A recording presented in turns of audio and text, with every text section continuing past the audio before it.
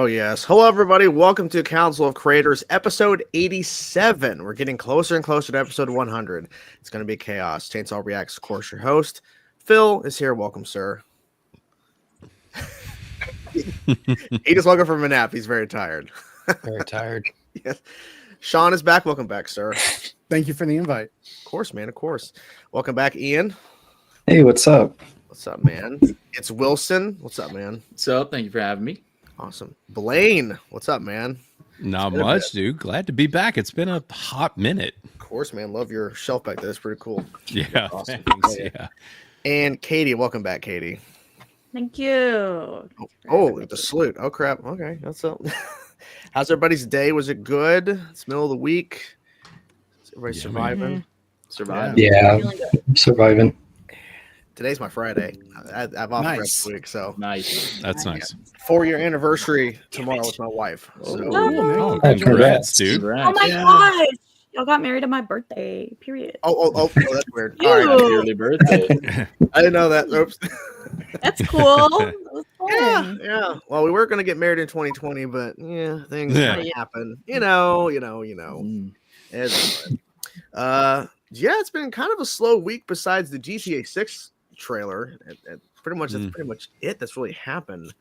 Like, I mean, besides, there was like a report about Kevin Feige, Marvel, but that's like years ago. Like, that's old stuff. I don't know why that was coming up, but I don't know. It's been kind of a weird. But did anybody watch the trailer for GTA 6? It looks fantastic. Yeah, it looks great. Yeah. And they did the photos today or whatever too. I don't know if you saw that, like where they gave each of the locales in the game, which looked pretty cool too. I mean, the game looks phenomenal, but we're like a year away, so it's kind of like that's why I'm just like over it. Like the trailer came out, I was like, "Great, man! All right, I'll see it in 30 years." Like, right? Come on, man. Yeah. I know it's like reached that point where we're almost like, I don't want to see the meme die, where it's like whenever, or whenever GTA 6 comes out, like it's, that meme's going to be gone when the game comes out. So almost the game just shouldn't come out at this point. Yeah, because we got this before this. Yeah, we got, we're getting all this for GTA 6. It's like, right. No, it'll be GTA 7 will be the next one, right? It'll be the next. Right. Like, how long is that going to take to come out? Right. Well, I was talking to somebody today, and I literally, my daughter is 11 years old, and I played the game like right before she was born. So it's like at this point, it feels so long ago. I'm like, I'm an old man now. What does this even mean?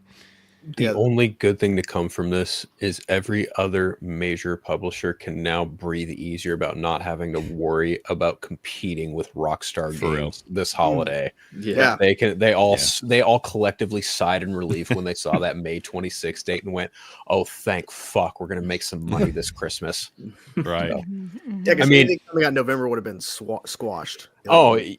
Sure. When Grand Theft Auto 5 came out in September of 2013, there was nothing like it. It was literally the most wanted game of all time.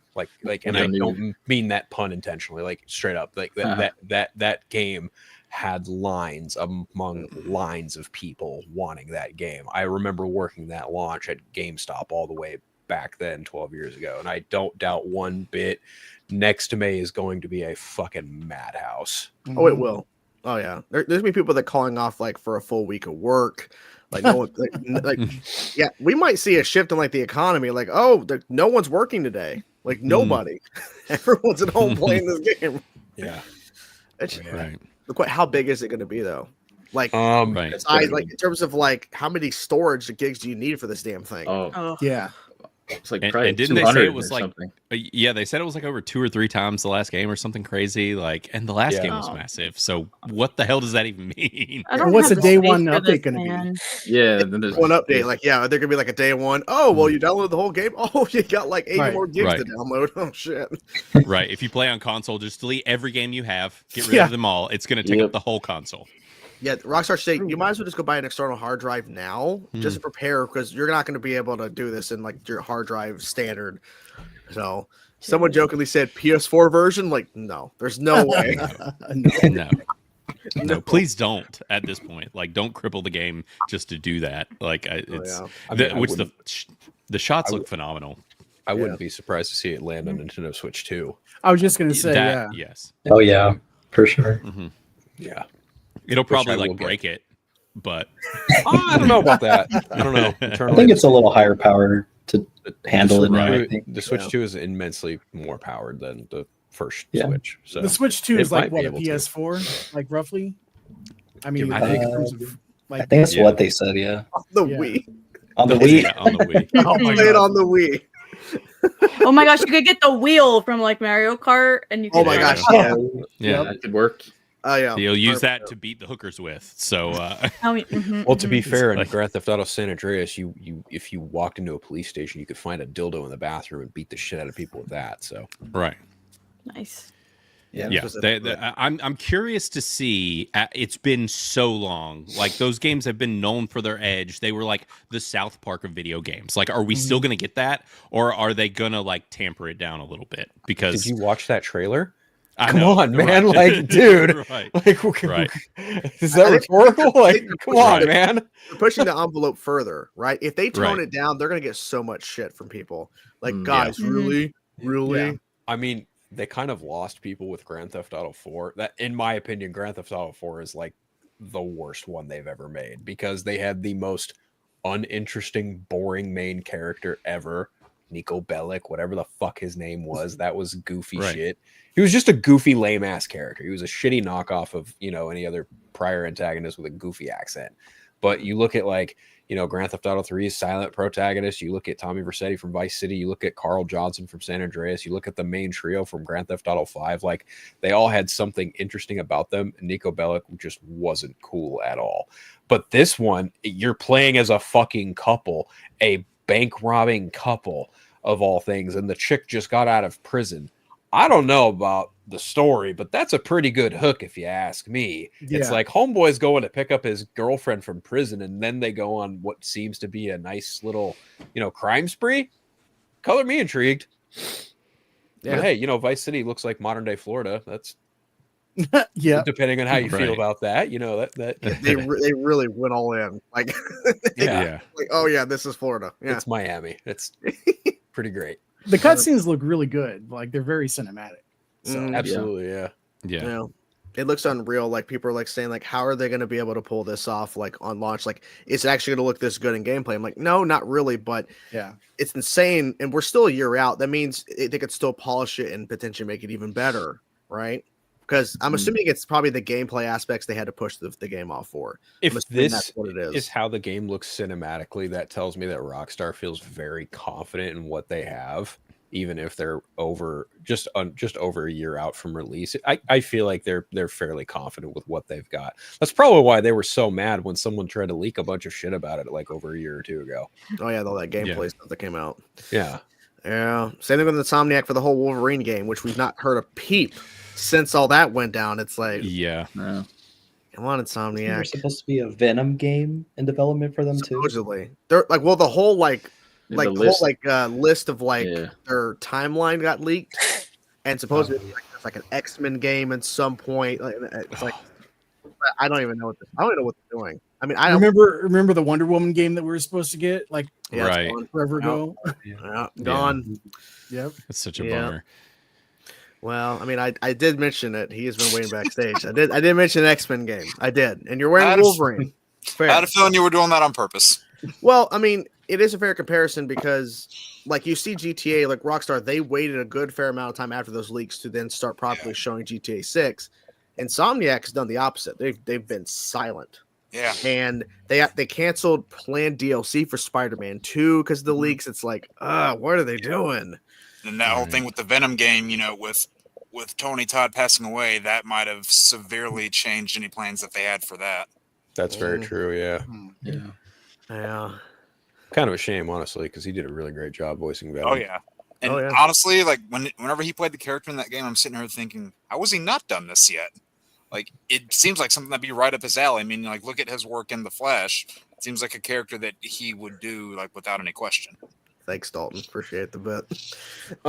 Someone beat you to it for once? Yeah. But yeah, Well, we'll see. I mean, we're still a year out. My thing is, I just want to see gameplay. Like they said, there's gameplay in that trailer, but I didn't see it. Like it's just like, oh, it looks like it's all cutscene to me. Like I need to see like actual like what can you do? Like how does it look? Goes from the cinematic to actually you're playing as one of the characters and running around. Like what does it look like?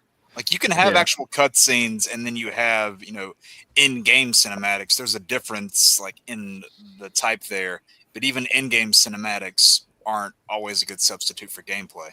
Mm-hmm. Yeah. People just fall for it. Red Dead Redemption 3, that's not going to happen for a while. Like, that's... Yeah. I would love it, though. Yeah, I mean, based on if they're doing this for this, I mean, 3 is going to look amazing. Like, even better than this, but... Yeah. That's about as far away as the next Elder Scrolls. Yeah, that's what I was going to say. Like, what are we going to get first? Red Dead 3 or Elder Scrolls 6? Mm-hmm. Neither. Yeah. Probably Red Dead at this point, because those Elder Scrolls games, it's like... Well, yeah, they even said, like, they announced Elder Scrolls 6 just because they wanted to have something else with the announcement of Starfield. It's like, if it's that far away, guys, why'd you even show anything? It's like a Wolverine thing all over again, except for they weren't hacked, but, Yeah. I don't know. At this, like, they announced stuff way too early. Like, movies do the same thing. Like, they announce the stuff just way too early. Like, I'm just like, I don't want to know. Like, I don't care. Like, it's in development. Like, that doesn't tell me anything because there's so many projects in development all the time, movie wise, game wise. I don't want to know about it unless it's actually happening and you're shooting it or you're something. They just throw 20 things at the wall and hope one of them sticks. Pretty much. Mm-hmm. They might just announce like writers for projects to see what's the buzz. Yeah. Right. I mean, I'm at the point now where it's like most of the stuff that I love comes out of indie studios anymore anyways. It's like Expedition 33 just came out and I'm freaking hooked. Like it's all I've been playing and I didn't even know it was coming out. So it's like no one heard about that game till like right before it dropped. And it's like now everyone's talking about that game. Right. Yeah, that's fair. That's fair. I mean, you look at say like they just announced apparently in development A24 is working on an Elden Ring movie. I'm like, what the I saw that. I saw that. What? Yeah. I mean, I'm on board. I've been replaying Elden Ring on PS4, like replaying the whole game and almost beat it again. But I'm like, this is odd. But then again, I'm thinking if a major studio got a hold of this, I don't know. Like, right. I don't know. I mean, listen, it's probably just because anything that keeps George R.R. Martin from not working on Game of Thrones, like he's gonna take it. So, oh yeah, because he'll have a writing credit or he'll have some sort of involvement. Yeah, I didn't even think about that shit. Yep. All right. Or he'll at least get consulted. He's like, "Hey George, sorry, we're gonna pull you away from that writing on that next book." Oh no. He's like, another paycheck? I'll take it. He's like, wait, I'm writing a next book. Okay. I didn't know that. Right. So wish someone would have told me. Yeah, I love how he had commented recently about how that's like the bane or like the something that's like been like just against him. I'm like, you know why it has been, right? Because you've not completed it. Like it's just been sitting there staring at you for over a decade. Like, George, figure it out, man. Because I think at this point, not to be morbid, but I think it's going to be a whole Robert Jordan freaking Wheel of Time. Not the Will. Yeah, no, he has the Will of Time situation where we're going to have Brandon Sanderson. We're going to have another author come in and finish the last 2 books at this point. Yep. He's getting up there for sure. It would. I wouldn't be surprised even if he like had it outlined and then just like left it for that exact reason. It was like, let somebody else take the freaking fall for it. Like I'm not even dealing with this. Well, he really has no reason to finish it, right? I mean, he's living the good life. He's got enough money. He's 76. Would he even put that much effort on an outline though? He did do an outline, and we saw how the last couple seasons of Game of Thrones for the went. show. I rest my case. See how that worked. I rest my case. But we need a better person who can adapt it, because like with Robert Jordan, he had outlines and ideas that Brandon Sanderson author came in and completed the last couple books. If there's enough there, sure. But at this point, it's like, come on, dude, just like dedicate like another, because it sounds like he keeps writing on it, but then he keeps getting pulled away. Just just do like a month or 2 of work and get it done. It's right there. Just lock yourself in the office. Yeah, I think he's terrified. I think after that show, he's just terrified. I have nothing nice to say about George R.R. Martin. Yeah, I don't blame you on that. Like he created a fantastic world. Those first couple seasons of Game of Thrones and some elements past the book point were good, but yeah, I think you're right. I think with the final season being the way it was, it scared him because he's like, "Oh shit, this is pretty much where I'm going in the books." But if he fleshes it out better, it's going to be accepted better. Or people say that's where the final season. People say the final season was where he started to lose it. I'd argue it happened as early as season 6. Well, that's where the outlines start. Like their books don't pass season 5, I don't think. So like they were just going based off what he was telling them, and they were going based off of changes they made, because there's things that they do in the books that the show never did for budgetary reasons or time wise. So yeah, it is what it is, you know. I mean, the brand has at least gotten somewhat of, you know, it's getting somewhat of a better track record again, because House of the Dragon has been doing good for people. Which is ironic, because he sat there and bitched and moaned about changes in House of the Dragon. It's just like, hey man, how about you stop complaining about a show you kind of had a hand in writing, or, you know, at least being consulted on, and maybe finish your fucking book that you keep saying you're going to finish and comes out every year and it doesn't come out. I don't know. I think he's being kind of a pissant when it comes to that shit. It's kind of ridiculous if you ask me. Yeah, but because he spends more time commenting on the fact that he has finished the book than writing the book at this point. He's going to be finished before the book is. Probably. Chances are high.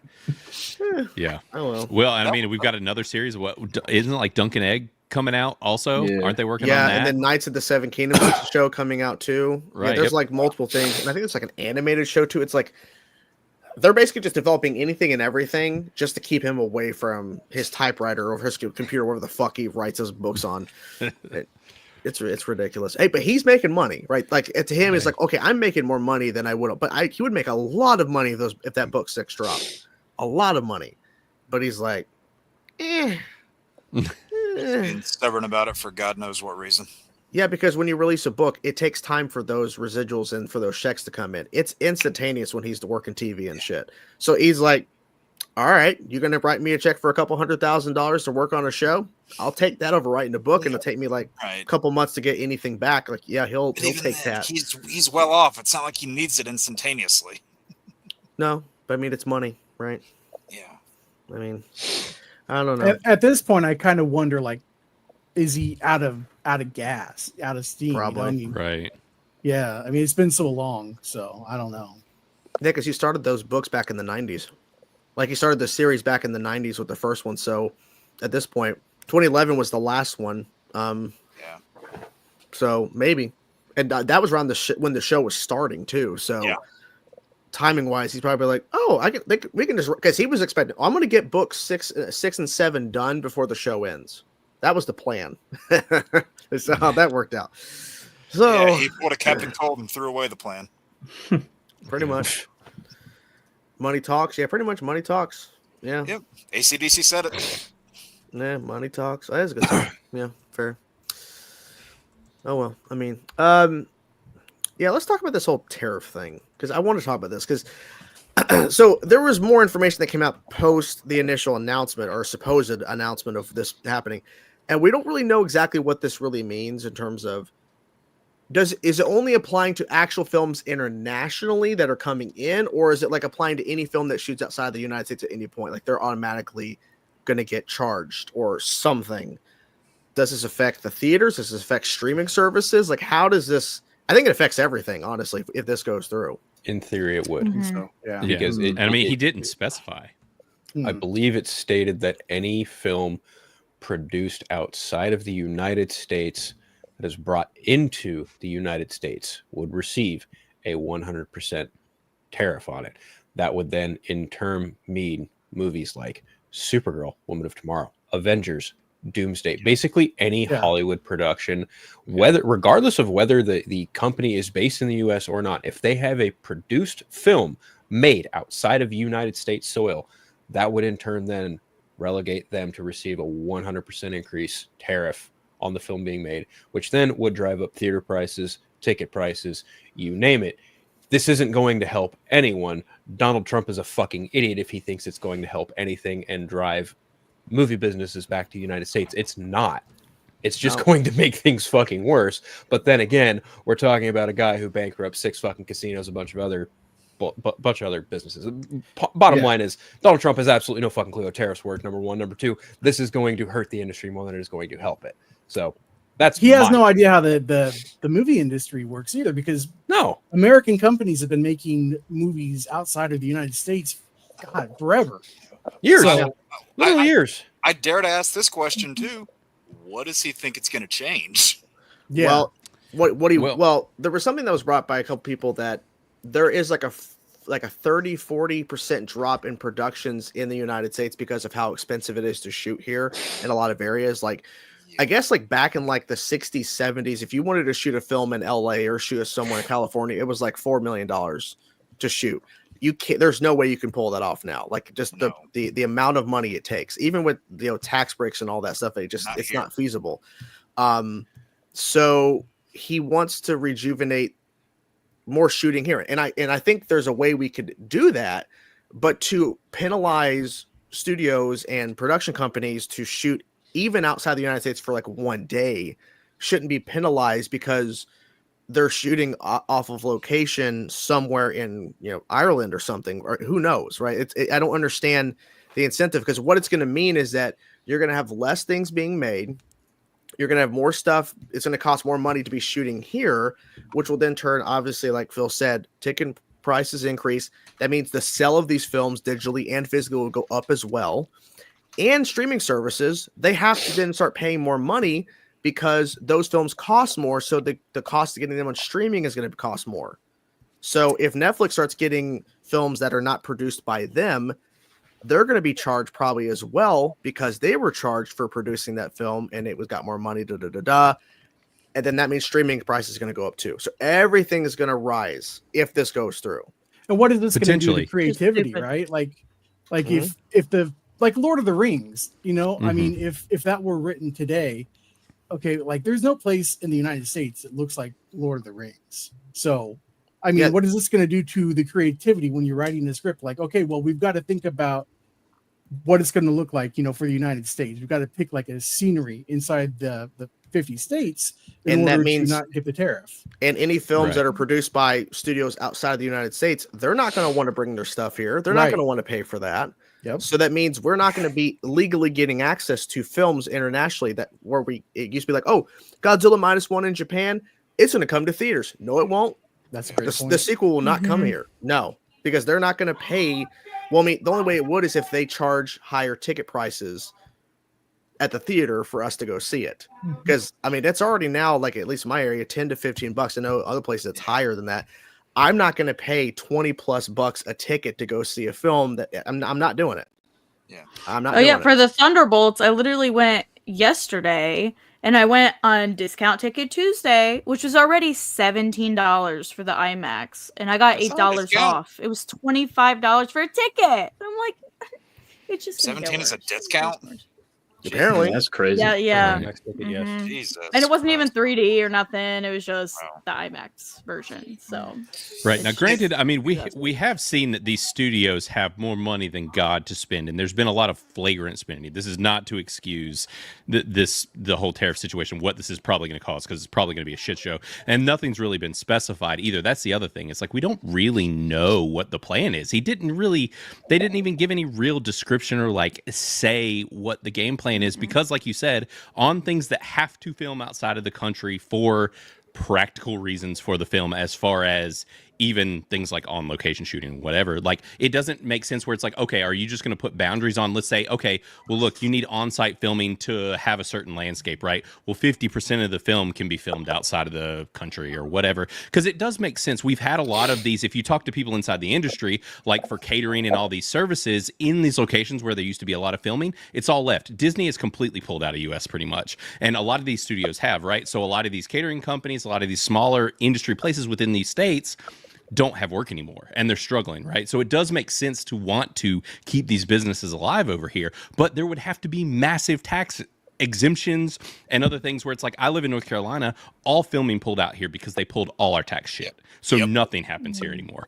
Like, and that's happening in a bunch of states. If they were to do something where they hyper incentivize that, because we know that the government's got more money than God and they're throwing money around, then that's a whole other discussion, right? But like also for this needed on-site spending and stuff, it doesn't explain that, because there still is no, they didn't expand on it at all. And the thing is we know that he is a king of just fishing just to see what people will do, and then doesn't end up doing shit. So there's a good chance that this was just a reactionary, let's see what Hollywood does if I say I'm going to do this, and then they don't. right? Yeah, it's possible. And but Wilmington here in North Carolina, it used to be one of the hot spots for that thing. Not like at the same level as somewhere like New York or LA, or even, now what Atlanta is. But it used to be a hot spot for that, like 10, 11 years back. You look at it now, it's even though there's people trying, but it's a dead zone. Yeah. And I think the thing is too, like, if you're going to make an announcement of something you want to do, the White House came out the next day stating, well, the stuff was being said and we're trying to see how we could implement this. So like they didn't know that this was going to happen. So they're trying to like, say, well, we don't know, but we're going to try to see concepts of a plan. Yeah. So if it's a thing to where we're trying to get business back in the United States to shoot here, and like you were saying, Blaine, like these catering companies, all these companies that now are affected because they're gone.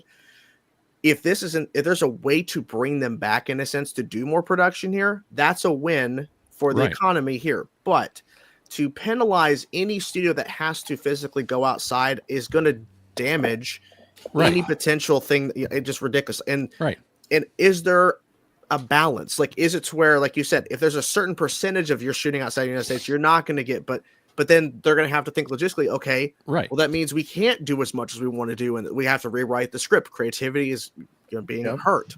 Right. Or are you going to kill, for example, all of anime? Like, all of a sudden we don't get anime here anymore because it's just too expensive for them to bring it here? Yeah. Like, that's absurd.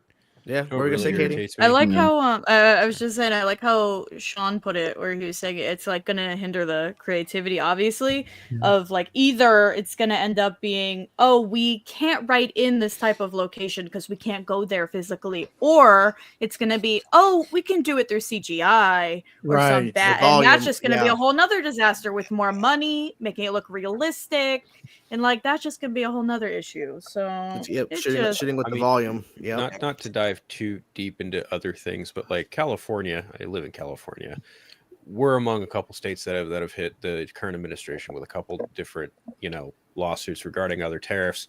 What really chaps my ass about this is like when Trump announced that he was going to do this, Newsom was like, hey, why don't we partner together for a $7.5 billion federal film tax credit for Hollywood? It's just like, what the fuck are you doing, dude?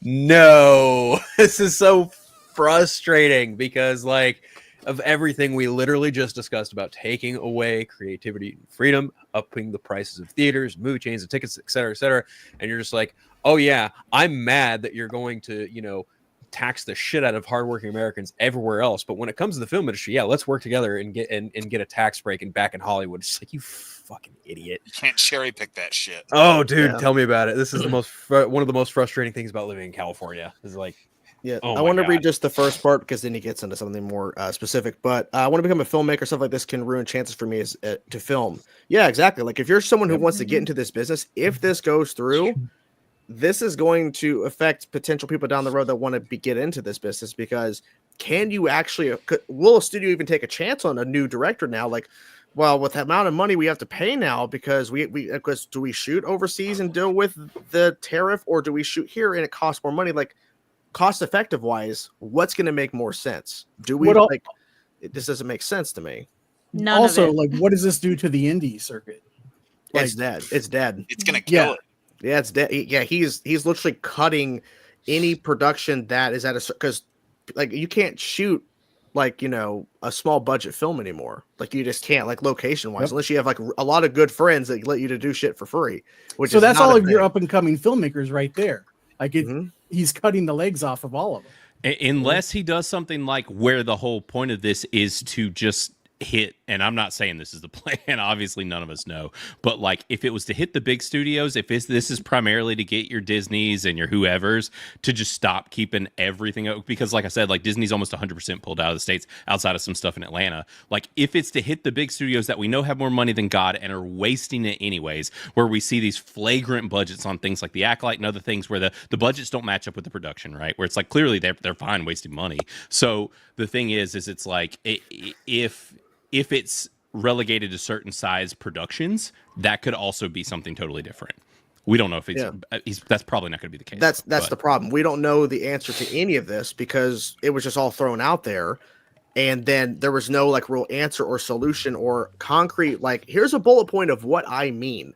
And so that's caused a whole frenzy of what are we doing here? And I guess we're going to have to sit around and wait because who knows? Because it could change. Because it could come out tomorrow. Here's what we mean by all this, and then a week later, actually, this is what we mean. I think it's a bargaining chip. I think it's just to kind of see, hey, if I push for this, will this actually make a difference? Will we start seeing studios actually start shooting here again? So have his czars said anything, like Stallone, Gibson, I don't think so. and John Voight? I don't think so. No. John Voight did an interview recently, like today, I think, or something, or yesterday. Yeah, it was very reminiscent of Old Man Yells at Clouds. Yeah, that was yesterday. Yeah, so I mean, I don't really know what he said, but like I know he's apparently a part of this discussion about whatever. So who knows? Like at this point, it's all just kind of hearsay and just like I think they're just trying to throw this out there as a scare tactic, just to make the studios question. Well, cost because I should blame. Like there's a lot of stuff that are being made right now. Production wise, doesn't make any sense. Nope. Like the cost. I mean, then again, the cost for things has gone up. Inflation has gone up crazy. I haven't really talked about this much, but I am more so now. But I work with insurance, State Farm. Shit is just going up, like freaking collision coverage for cars, your homeowners, like everything's inflation. So to see the budgets rise, yes, it's crazy, but sometimes it's because everything is so freaking expensive now. It's ridiculous. Dude, I don't know. Comment you pulled up earlier where someone was like, "Hey, like I'm wanting to be a filmmaker and trying to move into this world." I got a fucking film degree, and I'm sitting here wondering. I was like, "Me too, man. Like, me too." Like I'm getting more screwed in that regard every day. Yes. Yeah. Do you know I graduated 5 years ago almost at this rate? I'm working front desk at an office because you can't get anything. Nope. You can't get anything in film. Got my bachelor's in film studies, and it's all about who you know. Working in a damn distribution center. But it's all you know. People, I know multiple people too. They've been looking for any position for literal years. Just it's not happening. Yeah. Nothing is happening. Like, it's a disaster. Because you can't just walk into somewhere and say, "Hey, I have this. Here's this." It doesn't work. And that's where all of our fresh ideas are, right? I mean, it's not being made because you guys can't get to work. Yeah, like because they can't get in the front door. Yeah, right. Because it's all about who you know. It's not about what qualifications you have. Like, okay, well, who do you know? Like, what contact do you have? Yeah, you know. And honestly, your talent really doesn't even matter at that point. No. Yeah. It doesn't. It's what can you bring to the table that's going to make us money. Yep. Yeah. Like it's funny because like we see like films like Sinners just came out from Ryan Coogler. That would have never been made if he didn't make Disney a shitload of money. Warner Brothers went, all right, we're going to give you $90 million. But if Black Panther 1 or 2 didn't make the money it did, they wouldn't have took a chance on him. No. And one thing I'll say too, when it comes to those existing IPs, and I heard this, straight from the word of mouth of the people who made this series right here, they said that whenever you have people who are trying to be like new writers for a type of series, more often than not, like 9.5 times out of 10 people will want to see what you can do with existing IPs first, because those IPs already have trust in audiences and they want to see what you can add to them. Maybe after you've had a few hits with those existing IPs, they'll say, okay, what's your own sort of original idea? Case in point, Ryan Coogler, the 2 Black Panther films. They said, okay, what else do you have? Ergo Sinners.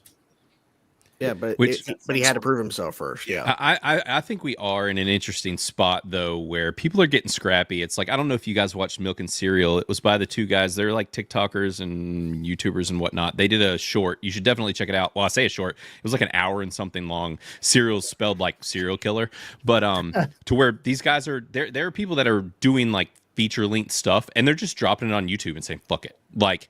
And that's the thing is they're working on these super scrappy budgets. They're just throwing caution to the wind. And now they've got a studio film. So it's like, at least we do have the avenues of places like YouTube and other areas where people can just be like, here's an hour-long movie for free. There's a couple ads on it because of my channel, but like you can watch it. And studios are starting, at least we've got like Neon and some of these other companies that are A24 that are like, which in A24 is almost getting too big. Neon's still staying a little smaller, but still these scrappier studios that are still putting out good stuff. But I am curious to see where the future of the industry goes, because I have a lot of friends that are in it too, and they aren't getting work. And so it's like, it almost seems like the way to go now is just to go as scrappy as humanly possible and just blow people's freaking socks off that way and then work your way up. Well, you also look at like things like where you had Barbarian that came out a couple years ago, and now that director has a movie called Weapons, and that trailer was awesome, and you have no idea what the hell's going on besides those kids disappear. Like, well, what does that mean? Who knows?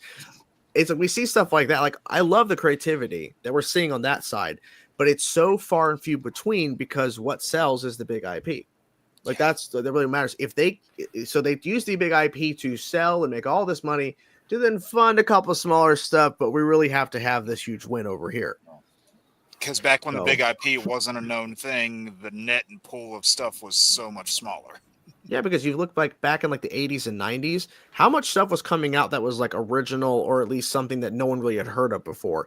It was like so much stuff. And that now was the stuff that's IPs now, like, you know. Yeah, that's the thing. It created the IPs, but back then it was like, oh, what's Terminator? I don't know. Let's go check it out. Oh, what's Rocky? What is that? Like, I don't know. What's Evil Dead? What's this? Yep. Yeah, and so now we see how everything has changed now. It's like, can you build an IP off this? We don't want a one-off project. Yeah, or people will complain that it's too similar to something else. Yeah. Right. Yeah.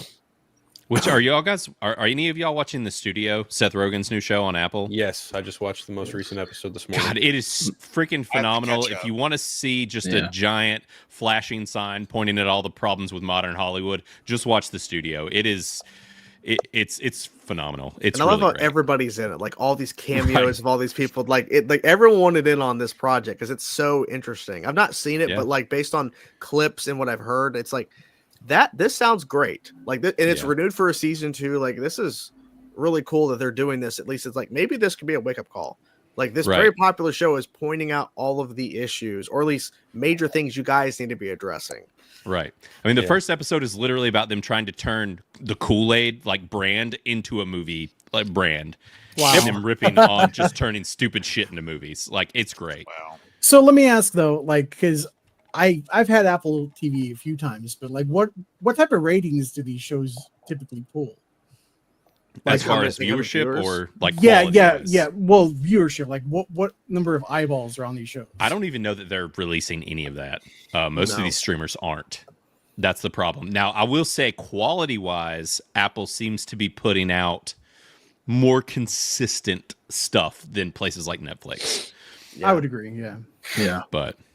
Yeah, well, also too, I think Apple is not really doing very well, but because I think there was a report that came out, they're losing $1 billion per year on their streaming, but they don't care. They're making all their money in the tech side. They don't care. Yeah, it's just like with Amazon. Now, Amazon Prime is doing a little bit better because it's been around longer, but like it's the same thing. Amazon, if Amazon's probably still losing money, they don't care. Nope, they're making so much money every single day, and Apple is too. So like literally, it's just a side project. Like, oh yeah, because then they can go, okay, well we have these movies and these shows, we can go to award shows and like it's just another thing for them. So they really don't care. So it's fine. You know, I thought what was it called? Oh god, it was the Miles Taylor Anya Taylor-Joy movie from Apple TV Plus. Oh, The Gorge. The Gorge. I thought it was pretty solid. Yeah. Look, it got weird in the second act. I'm like. Yeah. Well, yeah, I mean, because that's where everything kind of went haywire. But yeah, I mean, I thought it was fun. Then you have ones like that George Clooney, Brad Pitt movie from last year, Wolves. Yeah. I like that. I mean, it was fine, but it was some wasted potential there. Yeah, and I think John Watts was the director. John Watts. And there was a fight apparently to try and push that into theaters. But then it ended up being a streaming only exclusive. And then there was a discussion about a sequel, and then he's like, I didn't agree to that. Yeah, he said, hell no. Yeah, they went to the thing. I think he went from that to do Skeleton Crew, or he was doing it around the same time. Yes. One of the two. Yeah. Yeah, I still haven't seen Skeleton Crew. Still have not seen it. It's pretty good. It's pretty good. Yeah, it's really good. One of the better Disney Star Wars things for sure. I thought it was pretty solid. I heard there was Star Wars in it. Yep. Yeah. It's one of the few things that, like, for example, my kids liked, because it's one of those things where now we're like, for whatever reason, I don't know. It's how, like, with the newer Disney stuff, I've showed a lot of it to my kids and they haven't really cared. But that show was very much geared, which I mean makes sense because it's kind of like Goonies, Star Wars. It was probably their Goonies. Yeah. So they liked that. Yeah. It's, I mean, as long as that's the thing. Kids now, like they're more so connected. Like, oh well, let me just get on my phone. Let me get on my tablet. That's what they care about. Like they don't care. Short attention span. Yep. YouTube Shorts and TikTok have really solidified that. Yep. Yeah, I mean, I can't say much. I'm checking my phone all the damn time, so I'm a part of the problem. But yeah, Me too. The society we're living in. Who knows? We live in a society. Good job, Joker. Right. Yeah. He tried to warn us.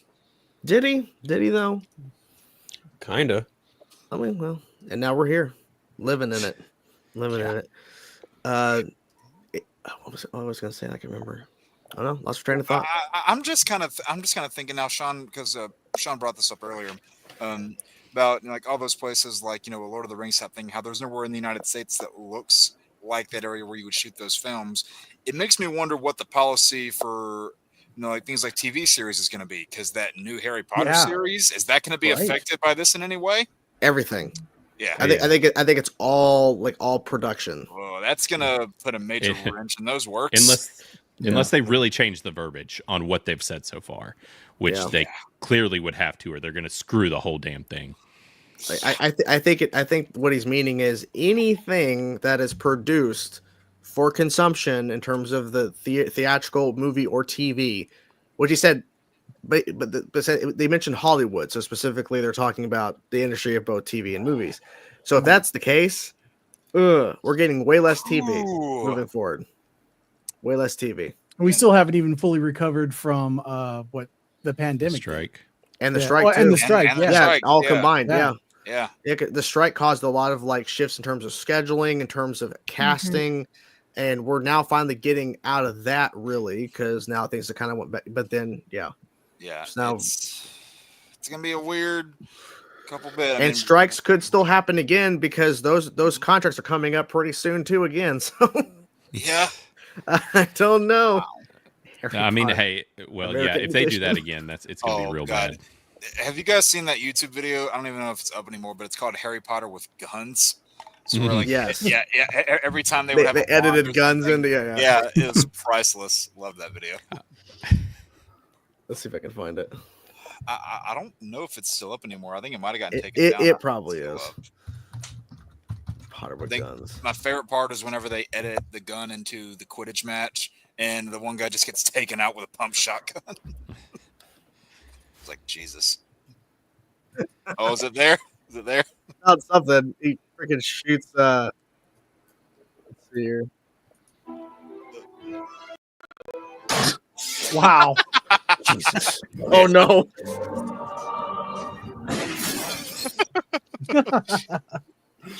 Yep, this is it. Put that down. Yep, here it is. Oh, Jesus. That one. Oh my God. That one right there. I didn't expect that. Oh my God. That's the best part of this. Oh no. They'll have guns. This is like a shortened version of it. I'm warning you now. Jesus. Oh my God. Okay. Holy crap. Okay. Yeah, no, the full thing is I think 3 minutes long. It's priceless. Wow. That was funny. That was certainly something. You disconnected, Ian? What's going on, man? Oh, you're muted. I don't know what happened. It just I don't know what happened. StreamYard happened. StreamYard's been acting weird, man. Oh, it's been wonky. I think it's only because they keep adding new stuff to this site, new features and stuff. I think it's been messing with it. Yeah, been there. We just pushed an update where all of the banners in the app were upside down for no reason. So if that's tech for you, weird things happen. Oh, Jesus. Yeah, and they keep raising the prices of it too. Yeah. Of what? Yeah. StreamYard. Yeah. Oh, gotcha. They're talking about Criticless. I'm like, what? They raised the price of Criticless. What? It's still free. They raised the price of Criticless. Yeah, the tariff man. It hit him too. It's like, well, guys, we're running a movie platform. That's right. He tried to give you a chance to shout out your Patreon there. Right. If you want to do your review, it's you gotta pay $1 to post there your you review go. on Criticless. Well, yeah. Everybody's been calling everything slop lately, and I told them that I was going to start charging a tariff on the word slop, and every time it got used, they were going to have to pay me a fucking $1. You should add to that and say, add a charge for the word slop and add a charge for the word woke. You'll be rich enough to retire in no time. Yep. Yeah. There we go. I'm excited for Lilo and Stitch if it actually comes out. Looks, at this point, Yeah, me too. Is it going to get Isn't that this tariffed? month? Yeah, May 23rd. Yeah, I'm excited. Have you looks seen like good. those videos of like the animatronic Stitch? It's at like theaters scanning tickets and all that kind of stuff. That's cool. Yeah, it's that same marketing campaign they had back in the day, but just their own kind of modern spin on it. Yeah. Yeah. It looks fun though. The trailer looks good. Stitch looks good. Yeah. We'll see. I want to see what the hell's his name? The one with all the eyes. What the hell's his name? Jumba, is that his name? The big guy. So. Oh yes. Oh yeah. I want to see what that character looks like. Yeah, because we haven't seen it yet. And it looks like they're actually sticking accurate this time. So Yeah. yeah, guns akimbo. Yeah, exactly. 100%. Let's see here. Yeah. The tariff talk happened immediately after the strike and could have diminished like what was left. Yeah, pretty much. At least I don't know. Things are changing, man. I don't know. I guess we'll find out. I mean, it's just frustrating as all hell. So far, it's only like a tweet, though, right? I mean, there's not been pretty much official. Yeah, but then the White House commented on it. Then there was like John Voight was discussing. I think there was like even an article that was put out about some shit that's being discussed about it. I mean, nothing's in place. Like, there's nothing that's like in stone. Like, hey, this is happening. But it's like, well, I mean, if the whole point is to try to turn things around here, filming wise, I mean, this is not the way to do it. Unless there's a clear cut, like, here's what we're going to do if you shoot here. If you start taking your productions back here, here's what you'll actually get. I don't know. Because my thing is the international shit. Like, we're just not going to get it. They're not going to bring it over here unless they literally direct us to, okay, you're going to pay. Like, I'm not going to pay. I'm not going to do it. No. Like, I would love to see the sequel to Godzilla -1. But I'm not going to pay double at the theater because you got to get 100% tariff on that film to try to bring it over here. Like, I'm not doing it. Well, and like we said before, like in like almost every film that is like an American studio is going to be considered an international film if they film outside of the United States. So that's the thing. It's got to be very clear. Like, if your production studio is based in the United States, are you tariffed if you shoot outside? If you shoot one thing outside, are you automatically tariffed? Or how is it being implemented? Mm-hmm. And some of your people that are bringing in your $1 billion openings, which are making money, and your best picture winners and people that are bringing those in, they are either foreign films or they are like started on the indie side of things to get to that point. So putting a halt in that is just going to throw a wrench in everything. What was it? 4 or 5 years ago, Parasite was best picture winner. It was a foreign movie and ended up making a good amount of money. But even, like when you have the $1 billion ones that are opening up today, do you realize how much money you're going to be losing because, you didn't, film in the USA? Well, fuck you then. It's like, right. They're not going to bring it here. Yeah. It's like that animated movie was like a sequel, like a Chinese animated film that made like $2 billion something. And yeah. Like they don't need us. Right. Well, and the interesting thing is, even like if you're talking about things in like Trump's realm and all of that, like that Angel Studios that's been doing a whole bunch of stuff, like they just released an animated film. The entire film was made out of the country with an out of the country director. Like, I think it was Korean director, like the whole staff, everybody outside of the voice cast, which had like Mark Hamill and a bunch of people in it, were out of the country. So it's like, and did anyone care? Well, it's going to hurt the small studios, like just like hurt them. So yeah, right. My point is like no one cared where it came from. Right. That's my point. Yeah. No, I didn't even know that until you just mentioned it. Right. Like, Like, is it like, why it's outside the United States? It's cheaper. It's cheaper. Exactly. Yeah, that's exactly what it is. That's why everything's moving away. Yeah, exactly. Yep. Mm-hmm. Cannagraphs is saying that their Vancouver studios are already prepping for the even idea of it could happening.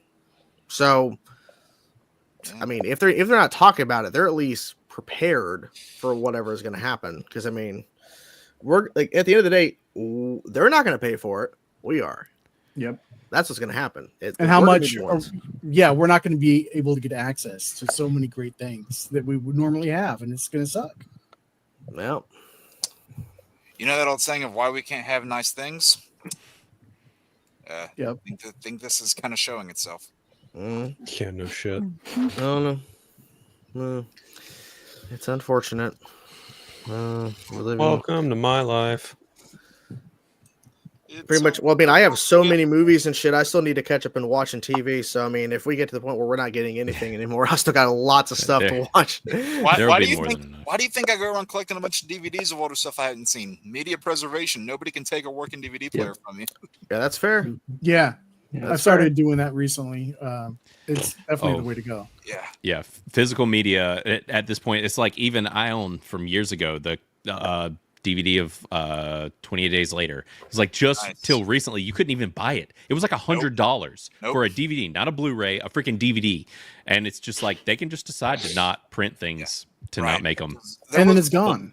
There was one that I don't even think got released to Blu-ray. I think it was just a DVD, which I know this is a lot more of a niche genre, but it was a documentary about 20 years ago that Martin Scorsese did on the Rolling Stones band, Shine the Light, I think is what it was called. I picked up a DVD copy of it because my work had this thing in the break room one day where they were just handing out some free DVDs in a basket. I was like, I'll take this one because I'm probably the only one here that is A, seen Rolling Stones, and B, gives a shit about anything film related. So I took that one, and you probably would not be able to find, stuff like that on, definitely wouldn't be able to find it on Blu-ray today because I don't even think it got that far.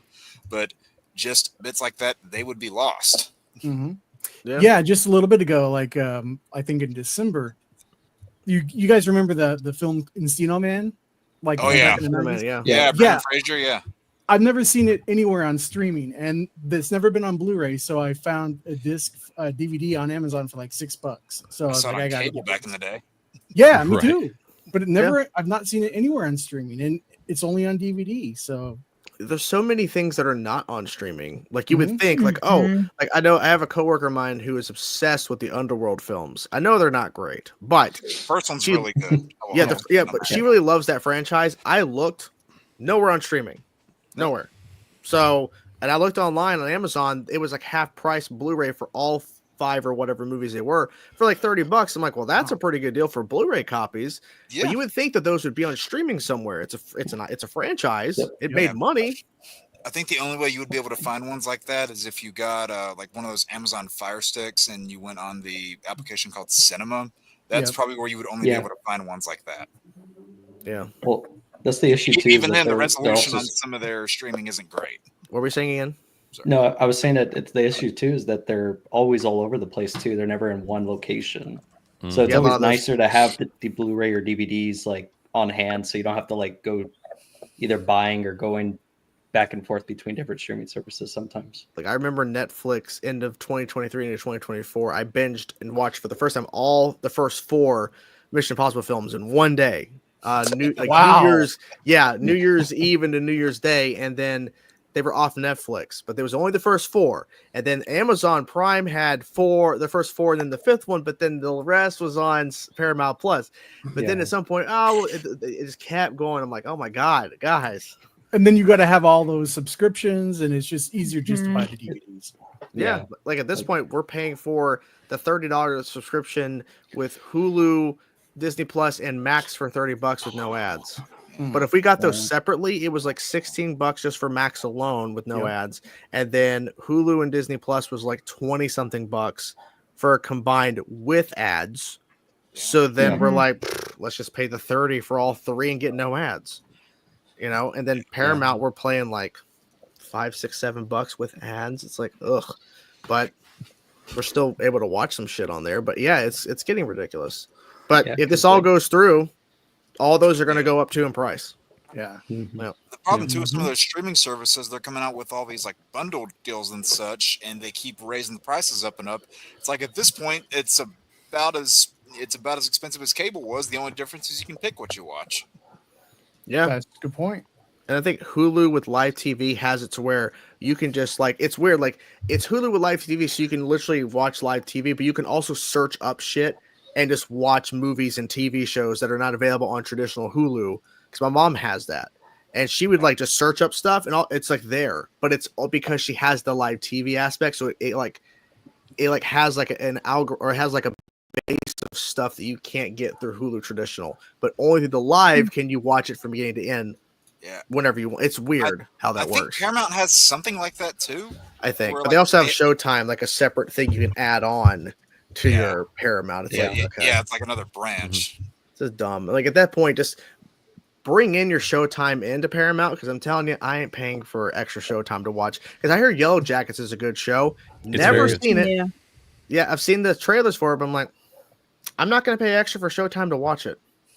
No. Yeah, same for me. Yeah, they're getting to the point where these companies are going to have to start merging. We're already basically back to freaking cable, like y'all said. I mean, except for we at least we do get to pick what we watch. Yeah, and we don't have to DVR shit. But like, still, that was the pain, man, of like having the DVR stuff, and then DVRs only had so much space, so then you had to pick and choose what you could do without for a few months. So you literally had to watch shit to get rid of it to add more to it. Yeah. I remember I had to add a DVR. I remember that thing. Yeah, I remember before I had a DVR, I had On Demand. Came out, you had to go to On Demand, and it'd only be there for like a month or whatever, and then they just keep going. Each episode would get knocked off. Every new one that disaster. But I still have cable. I still pay for cable. I remember Hulu used to do that. Like back when Hulu got everything next day, like TV next day. Oh yeah. Like it was like I remember Gotham season 2 was airing, and I binged all of season 1 to catch up, and I had to catch up before a certain time because episode 1 of season 2 was going to be dropped off when episode 6 came on. It's like, yeah, it was like that with the Arrowverse too. Like they would do the next. The CW app. No, they originally did it on Hulu, so you could see it next day on Hulu, and then eventually they took it off. So and then when they went to CW only, it was the same thing. You only watched the last. So like even when the new season started, you had the last couple episodes of the last season and the next season. It's like, although they kind of stopped that because I noticed with Superman and Lois, because I watched the final season through that app. I think it might have been because it was a shortened season. There might have been a different agreement. When the final episode aired, you could still watch all 10 episodes on there. It's probably because it's shortened. Probably who knows? Maybe they're putting that on. Didn't they put that on Max? It's on Max now. Yeah, they did. Yeah, and like there was a whole incentive like that to where it went to Max pretty fast after it finished. It usually would have taken longer for it to go to streaming, but it actually went on really I think they released a Blu-ray set for the whole series too. So I think so. Well, if it hasn't come out yet, it's definitely going to soon. Definitely. I know a lot of people are doing that. They're buying the set of the complete series on Blu-ray for Arrow now. Even though it's like $80 because apparently it's said to be going off Netflix at the end of this year. See, I've been wondering about that. Like, what is WB going to do with the Arrowverse shows? Because they've been on Netflix forever. Like, going to put them on Max? Or? Yeah, they're on Max. Oh, so you can get the Blu-ray for the complete series. Superman and Lois is $74.95 with Prime, and it's $60 on DVD. Okay, so that's it's not originally $85. So cheap. It's on sale now. There you go. Yeah, but with WB, like when Zaslav took over, like he pulled a bunch of the DC stuff off of Max.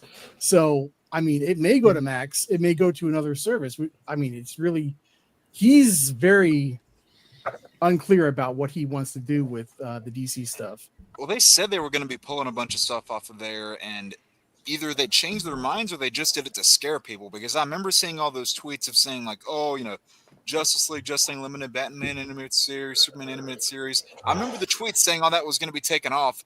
Went there the day of, it was still there, and it's still there today. So either they changed their minds, or it was just a scare tactic, or the agreement was re-upped or something. Who knows? Yeah, but there are a lot of the animated movies that are not available on Max. Yeah, anymore. Well, that's the thing. They're constantly taking shit off, and Arrow right now on Blu-ray is $80. Not bad.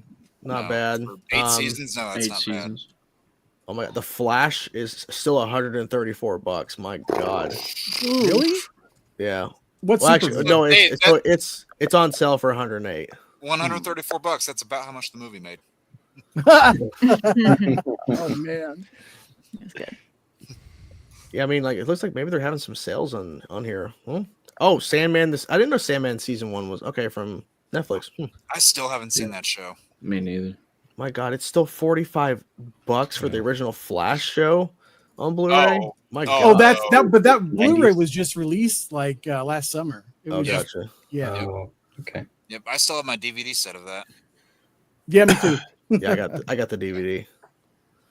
I mean, shoot, you go back in the day and I remember, what was it? They showed the movie Flashdance on TV, and then a teaser for that pilot was like attached to the end of that showing. And then people were already going out and like pirating copies of that pilot. Oh, there you go. Underworld collect. Let's see. Yeah, it's still $30. Yeah, there must be some sort of sale going on Amazon. So if you're into collecting, there you go. Yeah. Go get some shit. Go buy it. Get it now before it goes away forever. I can say get those physical copies because nobody can take a disc and a DVD player from me. I mean, they could try. Yeah, they could try. Yeah, they can. Yeah. I miss DVR. Yeah, I mean, I was fresh at my DVR at times because it wouldn't record everything when I said to start from here to here, and it wouldn't do it. No. But, I mean, Remember, like when dual tuners were first introduced, and it's like, man, or like 3 tuners, like I can record 3 things at the same time. This is awesome. Yeah, like that was like a game changer for my mom and stepdad. They're like, "Oh my God, we can record so much of our stuff now." I'm like, like how long is it going to take you to rewatch all that stuff? It's like, hell, I mean, like I'm such a stickler for old media preservation. I still have VHS tapes, for God's sakes. Nice. Yeah. VHS is the shit. Yeah, I'm not joking. My daughter has gotten into VHS. She's got an old CRT TV and has started going to vintage places and collecting VHSs. I'm like, awesome. Yeah, so she's got my old Super Nintendo and a VHS player, and but she learned the downfalls of VHS, and one of them ate one of her tapes, and she lost her shit. It was just like, that was my favorite tape. I was like, welcome. No. It wasn't like streaming. No, like you could actually watch a movie so many times on VHS where the reel would be run out of the tape. Yeah. Would not work anymore. Like, we were bringing up like Arrowverse like shows and stuff. I got all these things on DVD too, like all these crossovers. Well, that's cool. Nice. Yeah. Nice. Because they were selling them as like events and all those packages, so you got all those episodes like in one disc. Yeah, that's and cool. Now if you want to get them now, if you can't find them in those, you got to buy all the separate seasons to get them. And then like especially when they added shows like Batwoman into the mix, it's like, okay, going on Netflix for this one, then Max for this one, then back to Netflix. It's like, good God, guys, get your act together. Mm-hmm. Why would they? I remember watching. I think it was the Scooby-Doo, or the first Scooby-Doo film, and they had the music video for that Outlast or Outcast song. At the end, they had like a music video at the end of the VHS recording of Scooby-Doo. Like, here's the music video for this song based off the film. It's like, oh, that's it. Like, just random stuff like that. It's the only way they could actually fit it on. Unlike DVD, where you actually have like commentaries and all that, which. Yeah. I miss interactive like DVD little games or like menus. Those were fun, right? Those were fun. Great. I used to I had a Madagascar 2 or something DVD, and there's this little game where I could play as Mort, and I would have a blast every single time. And I missed them, or even just like on the menu, like the scene selection, they'll just say like cute little quips like. Where's like the the whimsy nowadays? The Shrek intro. Shrek 2 one. Yeah. Okay, I'm gonna pull that up. Actually, I was thinking Shrek 2. I'll just say the one that really got to me for anybody who remembers the DVDs of Finding Nemo. They had those little fish icons in the corner, and when you would press it, your TV screen turned into a virtual aquarium, so you could like see the fish moving through it. It was really cool. And I still have my copy. These little animations, like you could probably look up footage of that online now, but. It was just so cool because I had no idea what the button did. I was like, holy shit, where'd the menu go? What's happening? That's cool. I think there was like some kind of Chicken Little game I had too. I don't know what was going on with that, but with the DVD or like an actual game? No, like with the DVD, like there was some kind of like game where you like literally had to I don't know, vague memories, but that just got brought up in the back of my head. Remember they had one with Toy We have no Story whimsy. where you're like trying to. It's like that claw machine, and you're trying to like use the remote to get characters out of it. Oh God, I remember this. Yeah, this is classic. Oh yeah, Shrek 2? What kind of title is that? I hope this doesn't get What about copyrighted. Shrek 2, Day of the Donkey? Oh boy. Or Shrek 2, The Donkey's Revenge? Or This is going to be a what problem. about Shrek 2, Too Fast, Too Donkey? Just eat your goobers and shut your gob. Okay. How about Shrek 2, A Donkey Will Rise? Or Give us a break. something like Shrek 2, The Fellowship of the Donkey? This is close to glue. Or Shrek 2, The Donkey Tag. I like that. Just be quiet. Shrek 2, The Dead Donkey Society. This is torture. Or Shrek 2, the real Jackass movie. No. How about this? Shrek 2. Good. You just don't get that kind of stuff anymore. Yeah, no, you Nobody don't. has like fun like that anymore. I don't think. No. I said you're this close to being glue. I was like, oh, okay, that joke went over our heads. Yeah. The real Jackass movie. Too fast, too donkey. Oh yeah, the Long Walk. Have anybody seen this trailer that came out today? I have. It looks very I heard good. of it, but I didn't. I did not. Mark Hamill's in it. That's all that sold me on it 100%. Stephen King project. Yep. Well, it's And written by Stephen King. It's Yeah. based on I think 100 people that have to just keep walking, and if they pause too long, they're dead. They die. Ooh. Like it's a whole thing. It's like the snail. I The think murder Dark snail. Tower is It's, still, it's like their own version of the snail. Yeah. I think Dark Tower is still the definitive Stephen King project. Well, this was a book, right? My favorite. I've got Dark Tower, and then like right over there, I have a book copy of Institute. If anybody's read that, It's No very one good. knows. yeah, it is very good. I've never heard of I've The read Long it. This Walk. entire arm sleeve is Dark Tower. If you're Oh, nice. Oh, nice. Oh yeah. no way! It is. I'm a big fan. What did you think of the and- movie? We don't talk about that. Don't bring that up. It's not real. Yeah, no, we don't talk about that movie. Good. yeah, I that want to that make sure we're on the never same happened. page. Want to make sure we're on the same page. No Well, love yeah. for Silver Bullet like back in the day. I mean, Hey, that's good stuff too. Yeah, I love me some King. I hope the Long Walk's great. I mean, I think it should be good. And we've seen that over the past however many years, couple Stephen King adaptations have started actually being good. Now, granted, I didn't see the recent Salem's Lot. I heard mixed things.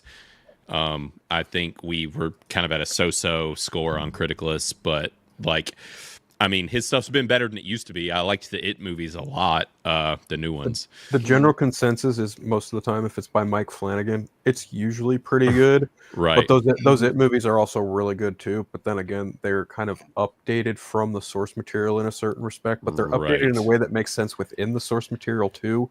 That's why I like those movies. Then again, I also like Muschietti as a filmmaker, and he kind of cut his teeth on those. So, yeah. On the whole, like if there are pretty good King adaptations like today, more often than not, they're probably from Mike Flanagan. I think he's working on Carrie and and he's doing Dark Tower too.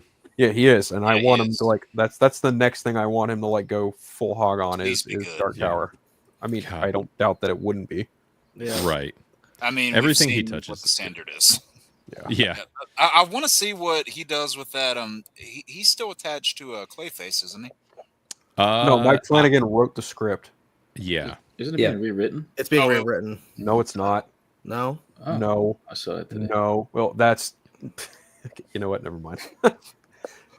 If it came from Umberto, it's not real. Yeah, the source of that is very questionable at best, because no one else ran with that story, i.e. Deadline, Hollywood Reporter, Variety. Not one other trade ran with that nonsense. That's Humberto Gonzalez trying to fish for a fucking story, because that dude tries very hard to remain relevant, when more often than not, a lot of his shit gets either disproven or proven to be half truthful. I mean, for crying out loud, the same guy who said that Sergeant Rock was canceled, then every other trade was like, no, it's halted. Homeboy's full of shit. So, and I highly doubt that James Gunn would go out of his way to say that, like, yeah, Mike Flanagan wrote a really great script and we greenlit it only for just now, months before production, to be like, oh yeah, now it's getting a rewrite.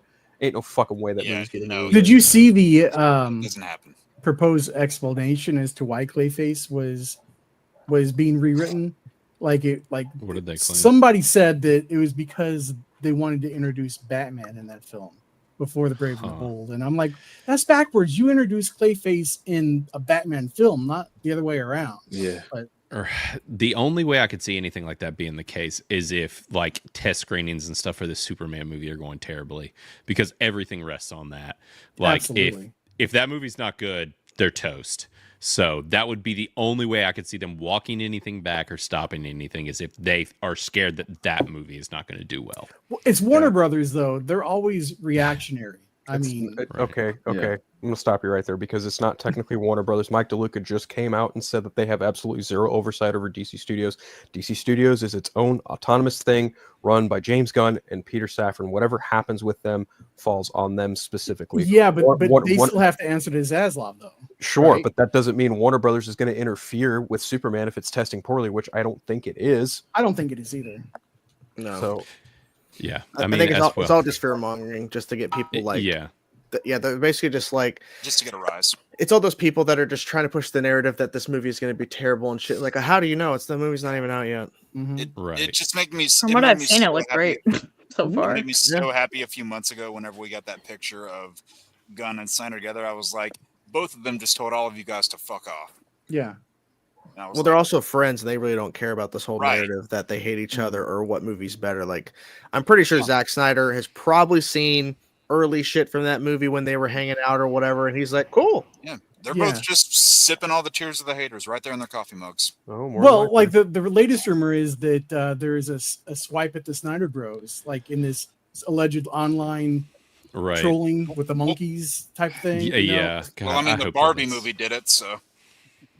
Yeah, but I don't see James Gunn taking a swipe at the Snyder. No. I mean, no. It'd be more so like there's probably going to be some homages to his Superman in some capacity in this movie, because it looks like he's taking a lot of elements from different things to make it his own, but also paying homage to what's come before, because the original concept of this movie was legacy of the character. So there's probably going to be certain things and you're going to go, that reminds me of Henry's Superman, or you just don't know, right? I think this, because with having Christopher Reeve's son as a cameo in this movie, there's probably going to be an homage to Christopher Reeve in this movie somewhere. So we're going to get that shit, but you can't please everybody online. You see the mix homages of different things, like just in the costume alone, where they've mixed a bunch of different eras, where you have the Fleischer outline, the Kingdom Come symbol, the new 52 line design and collar.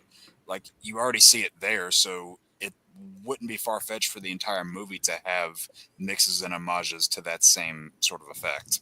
Yeah, because that suit is really a mashup of almost his Superman's entire history. You know, I mean, it's like a little bit of everything.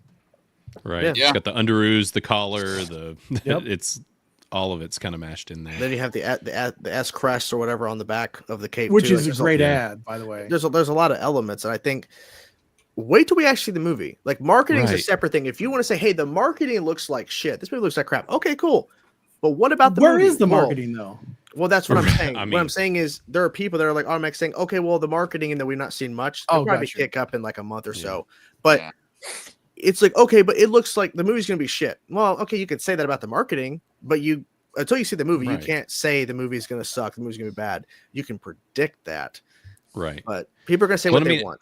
It only takes one good trailer. It's like with the Thunderbolts. They released that one A24 trailer, and everybody went from not excited to like, holy shit, this looks awesome. Because they released one like random trailer that was kind of just off the cuff. And it's like, it could totally change everybody's, like, what the outward appearance of the movie is going to be. Yeah, 100%. I feel like that change. I mean, people are already interested in Fantastic Four. And I think that newest trailer, people are like, oh, wow. Okay, they're going full retro and the tone of it and everything. And then you see the Galactus shot of his feet at the end. Like, and I really love how they played up to where our heroes, we loved it. And like all of a sudden it was from, are we safe? And Reed's like, I don't know. I don't know. Like, damn. Yeah. All right. That shows you that they're not just, like these like American apple pie icons that are just like, oh, like, gee willikers, look at us, we're gonna save the day. They're actually real three-dimensional people. They're probably scared the shit out. Like, how the hell are we gonna stop the eating of our planet? Right. Good luck. Do they stop it? They don't. There's no way. I mean, no. They're gonna be taken to another Earth. I mean, it's just they can't stop Galactus. Which, speaking of Marvel, have you guys seen Thunderbolts? Any of y'all? Yeah. I've not seen Yes, I saw it yesterday. Or the new Avengers. I was very happy, Katie. But yeah, that's what I was curious what y'all thought about the title change, because they went got my on John Walker cup. Look at that. John Walker did nothing wrong. I got the popcorn bucket. Yeah. Nice. Yeah, They didn't have any lore. I haven't seen it, but obviously the title changes everywhere, and I'm not surprised by the title change. I just feel like I understand it's a marketing ploy, but it pretty much told me one thing: Marvel didn't have they had this plan. There was no way this was a last minute change. Let's start marketing it Monday morning that this is the new Avengers. Right. They've been playing, so that told me they had no faith in that title. Like they were always going to announce the new Avengers is going to, When it was all about the asterisk, you know, that was the whole marketing thing was the asterisk. And so, but at the same time, after seeing the film, I'm like, it kind of is a spoiler because we saw it opening night and everyone in the theater was like, holy shit. Like we didn't see that coming. I was really bummed because I was like, I get it. You want to bring the views back up, whatever. But I was like, man, I couldn't see it till yesterday. And everyone was just like, new Avengers, new Avengers. I was like, man. I was surprised. Yeah. I didn't think about that. And that's good that people were surprised initially. Yeah. Yeah. Like, I don't know. I'm not like, I'm mildly like I like certain parts of Marvel, like MCU stuff, but I'm not like super well versed in all of it. So I wasn't thinking that they're gonna be like new Avengers at all. I was like, well, we're gonna have the young kiddos, they're gonna be their own little young Avengers or champions, whatever. But now we're gonna have the new Avengers, but now Sam apparently also has his Avengers. I'm like, well, who's the Avengers? We're all the Avengers, or we're Sam copyrighted it. Copyrighted it. I was more surprised at like their spoiler window. Like, all right, if you don't see it opening weekend, you're screwed. Sorry. I hate that. When you look at a film like Endgame, they hold the spoiler thing up for like 2 weeks. Yeah. Right. Yeah. I think it was like you said. You couldn't even give me a week, dude. Like people want to go to see something with Avengers in it, not Thunderbolts. So. Yeah. Right. Yeah. Right. Most people don't know who the Thunderbolts are. Everybody coming out of it too. Like most people seem to be like, okay, this is my Avengers. After seeing this, I'm like, I don't give a shit about Sam and all them and what they're doing. Like, I'll take these guys. Like, whatever. Yeah. So I think that's how they handle I like that. Oh, sorry. Go ahead. No, go ahead. I was just gonna say, like, I like how, because I've seen in TV shows a lot where, like, some of the old OG characters leave and then they get the replacement characters, but like they're not replacement Avengers. Like they have a totally different vibe to the original, at least to me. To the you can say Legends, Katie, Avengers. It's fine. Maybe. Listen, too many shows have done this to me, but Legends. But like, I really love the vibe that they're going with right now, and like these characters are so cool. Bob, I don't know anything about Bob. I love Bob, bro. I love him. I was super worried. Sentry, I have a bunch of comics. I didn't know anything about either. Yeah. I thought that they were going to screw him up. Yeah. He's horrifying. I've read a lot of the Norman Osborn Thunderbolts, like when it was around like the Civil War time. So like you get some like nods to just that team dynamic there, but like that's also a team where you've got people like Bullseye. I believe Matt Gargan is Venom around that time.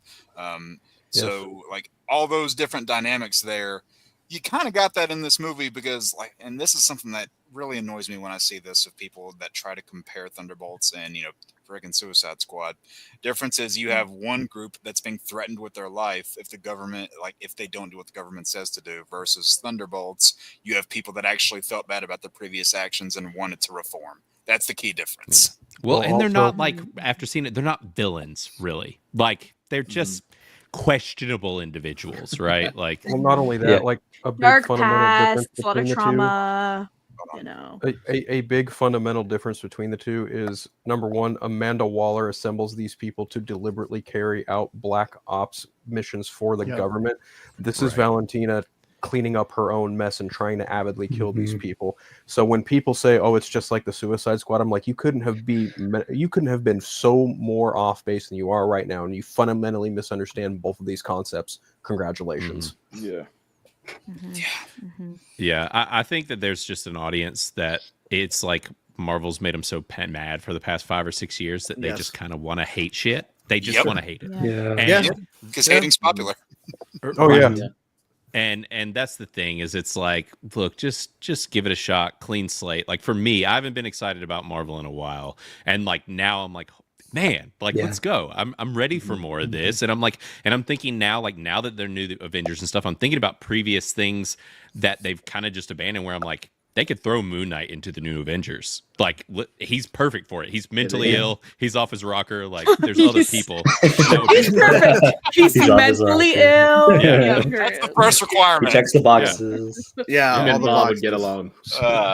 Man. Oh my Yeah, and Right. Bob Iger, the president of Disney now, he's going to be replaced at some point. He was saying like this is the first step in showing the quality, like how we're going to be changing the Marvel films back to what they were. I'm like, well, that's good that you're saying that, but I mean, the hope is that Fantastic Four delivers in a couple months. Yeah, but if it shits the bed, the problem with that though is the Fantastic Four has never delivered cinematically. Like they're up against subjective.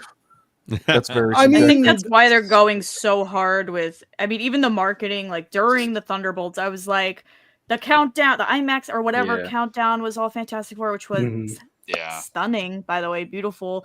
It was just like they played the trailer earlier. There was another thing at the end with the spoiler alerts, kind of, but like, you know, I feel like they're really pushing because it's somewhere in the back of their mind. They're a little bit scared just because they've performed poorly, but like everyone seems really excited for it. I think so the I think they vibe, should be fine.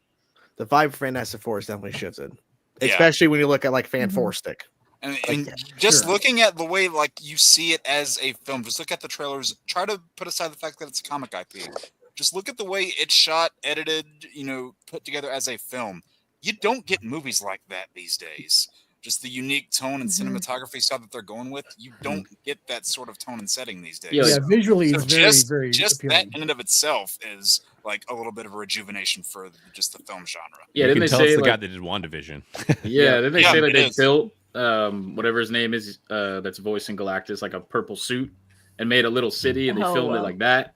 So like that's something new. Cool. Like Godzilla going all Godzilla. Like Godzilla. Oh yeah. So like that shot at the end when he's walking, like everything's kind of wobbling, like it's a little like it looks so good for that. So that's all practical. That's awesome. I'm pretty sure. Yeah. I mean, if it's not practical, I mean they probably shot the footage and then try to mimic it in like post production. Yeah, I'm sure it's like which is CG'd up, awesome but because still. when you watch those like Godzilla films, like obviously there's some that are really outdated. You're like, but like you look at like say like the '90s Heisei era, it's like, okay, I know these are like this is an actual person in a suit, but it looks good, and it's like that's Still cool. holds up. Still holds up. Yeah, man. I think the only thing where they're fighting against right now is how the special effects looked on Silver Surfer in that trailer, and everybody's just like, but they weren't done yet at that point. So. I hope they're not done. I really hope they're not. Yeah. Because she could look so much better than how they did it there. But I mean, and granted, they got so much backlash for that. They had time to polish it, so you would hope that they'd clean it up. I think the special effects was like one of the least things that people were bashing for with that Silver Surfer, but that's a different conversation. Right. Well, yeah. Which in right now we're dealing with alternate universe stuff, so it's like that could be one version. It's like this. That's a character in the comics that people once again just don't do research. Right, and plus, if they would have done Norn Rad, you probably would have had the same people complaining. Oh, well, it's just the same thing again. Give different. Well, here you got different, and you're still fucking complaining. Well, she would have to come with Norn Rad anyway. That's his wife, so eventually she would show up. And, we don't even know what the story is. Like people just jump to the conclusion, right? Of like, oh, well, they're replacing it. Like, no, it's just it's a character from the comics and. Like we'll see what happens. Who knows? Because maybe at the end of the movie we get that version introduced when their planet's destroyed. Because I mean, it's got to be right. Yeah. And then there you go, boom. Yeah. Right. Just because it's not something you know doesn't mean it doesn't exist. Sure. Shia LaBeouf could be there. I mean, Norrin Rad could be dead for all we know. In this universe. So. Yeah, I'm very curious, but either way, it's like we know nothing. So that's with all this stuff. I'm always like, especially now that they're dealing with multiverse stuff. I'm like, I'm not going to speak on anything until I see it. There's no point. Like we don't know what it is, and I'm just going to hope for the best, and hopefully we'll get it because they clearly need to get their crap together, and they did with this movie or with Thunderbolts. So yeah, that's it. The whole point of multiverse, we're not supposed to know everything. We're not supposed to know what's happening because they're not going to come out in the trailer. Here's what we're doing with Silver Surfer. Let's spend 5 minutes explaining this so you understand before going in. No, you're supposed to go into the movie to find out what's going on. Yeah, or if there's a story or not. Because what if they go in and there's no mention of it and like, all right, that's a choice. It doesn't mean he's not going to pop up in Doomsday or Secret Wars. Right. Sure. Because you're probably going to get a Silver Surfer in one of those movies, probably Secret Wars. I would imagine. Yeah. Yeah. You're gonna get everything probably. I feel like they're heading towards after the end of these next 2 Avengers movies, kind of a soft reboot, a mashing of the universes. It feels like that has to happen, and they've kind of got to get away from the multiverse at some point fairly soon because it's just messy and it's hard to navigate. And so I would hope that that's what they're doing. Based on the comment that came out this week from someone who said that Kevin Feige has stated he has a 10-year plan with the X-Men after Secret Wars is done. There's a 10-year plan, aka the Mutant Saga. Yeah, that was from the. Yay! It was an interview with Wall Street Journal, I think. Gotcha. I mean, Feige's not going anywhere. It was stuff behind a paywall, so you have to just get bits of it. Unless you actually want to pay a Wall Street Journal to read the whole fucking thing, I'm not going to do that. Nope. Fuck Wall Street Journal. Nope. But apparently, he's got some 10-year plan for the X-Men, which doesn't shock me in the slightest. Yeah, that's just good to hear that we have a long, stretched out, like a long thought out plan again. Yeah, he finally has control of these characters after working alongside at the beginning of his run at being at Marvel at a very low bottom tier employee. He now has the plan. So Mutant Saga is next.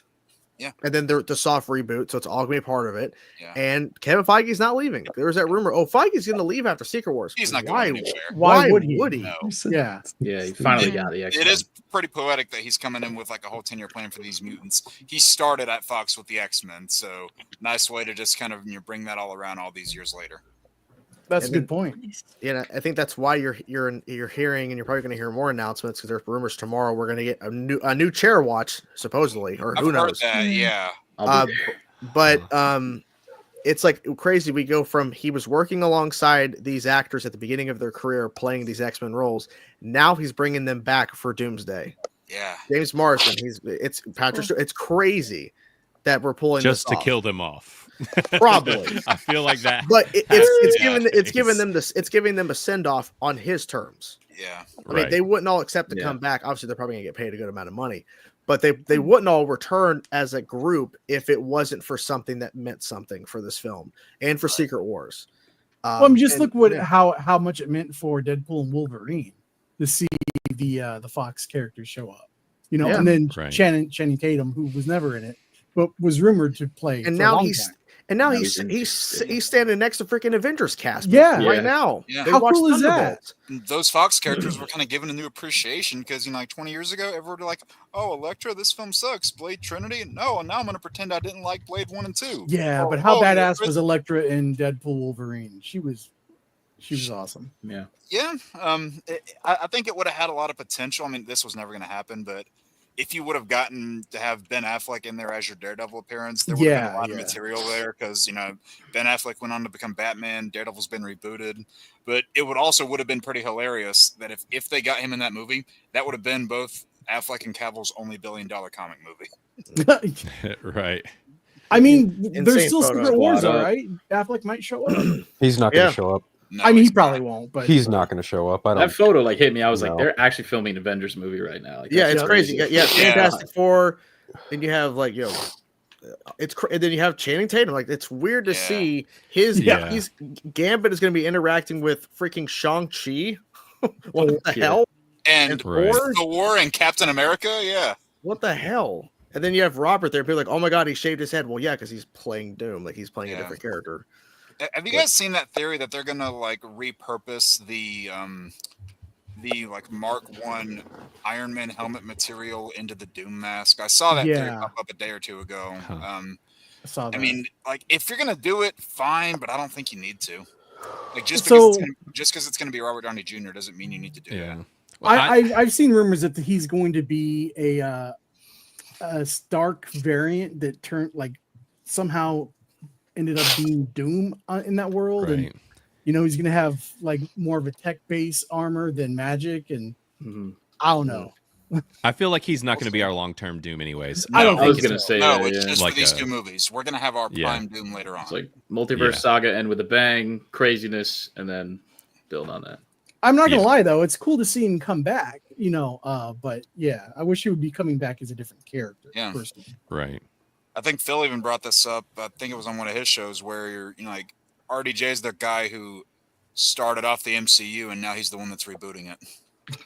Facts. Yeah. Effectively, or ending it as we know it. Yeah. I mean, I've seen a lot of people call Fi and say it's a desperate move by Marvel, and I'm just like, that's your perspective, I suppose. But I think it's a pretty brilliant idea to have the guy who started it be the one to effectively end it and restart it again. It's just semantics. Like, I can understand if people are fucking ass mad about Kang the Conqueror not getting his due, and it's like, well, you know what? Marvel kind of fucked the pooch with that when they decided to put Kang the Conqueror as the villain in a fucking Ant-Man movie. Right. Yeah. So, you know, it's just kind of like, you know, you can argue, certain bean counters at Disney are like, oh, we need to get the band back together. It's like, okay, you want to be the ones to pay Scarlett Johansson and Chris Evans godly amounts of money to return for a fucking Avengers movie on top of what you're already paying Robert Downey Jr. to come back? Yeah, your budget's going to go up even further and bigger than what it was for Infinity War and Endgame. But sure, you're Disney. You can make that money back as long as it's all pertinent to just getting the Avengers back for one last go around. Look, I don't doubt one bit that Scarlett Johansson, Chris Evans, Robert Downey Jr. are all probably going to be back at the very least in Secret Wars. We know Downey's coming back for both of them, but Scarlett Johansson said she's done, her character's dead. Chris Evans has said, I'm retired. And even Scarlet Witch, Elizabeth Olsen, she's like, yeah, no, I'm not in either of these movies. I have other stuff I'm working on. And people are like, oh, okay, you're taking a page from Andrew Garfield's book. And I'm like, look, fucking Ryan Reynolds told you guys straight up he wasn't in Multiverse of Madness, and you all went, ha, ha, ha, you're like Andrew Garfield. Well, guess what? Ha, ha, dumb motherfucker, he wasn't in the movie. Yeah. Nope. People have a really hard time at taking words actors say at face value when they think something's going to happen, and when it doesn't happen, then they get mad at the fucking movie that the thing didn't happen. It's like, no, dumbass, you should be mad at yourself for getting your expectations out of check. It's fucking ridiculous. That's Multiverse of Madness in a nutshell. Like, it you were like, we didn't get Cameo Fest 2022. Newsflash: the movie never promised a fucking Cameo Fest. Dude, it all got built up to hype. Yep. The fact so many people were like, I'm so mad Tom Cruise wasn't Iron Man in Multiverse of Madness. I was like, when was that ever? When the fuck was that ever promised? Yeah. Like, no one said that ever. Yeah, the rumor I mean, mill. Marvel would be the studio that could afford it, but our they Disney would. Anyway, We all had our hopes way too high back then too, and probably the name was their worst move. Like, it's a cool name, but also with that name, you think like, I'm going to see all kinds of crazy shit, and we only saw some. I think what really oversold it, obviously, was all the rumors. But when they did that Super Bowl trailer, they had the shot of the chair and Patrick Stewart. Instantly, people were like, oh shit! If he's in this, who else is in this? Exactly. They teased a little bit, and at the end of the day, you got a little bit. So they were kind of true to what they teased at the end of the day. Sorry, I just had to Wilson just pulled a giant fucking gallon freaking. What was that? Water. Chugging a gallon of milk. Moonshine, like a real hero. I poured it in here. Hell yeah! No, I mean, poured in there. I've seen talks. Wait, who's your? Oh, sorry. John Walker. Oh, okay, I was gonna say, who's your guy on it? Yeah, okay.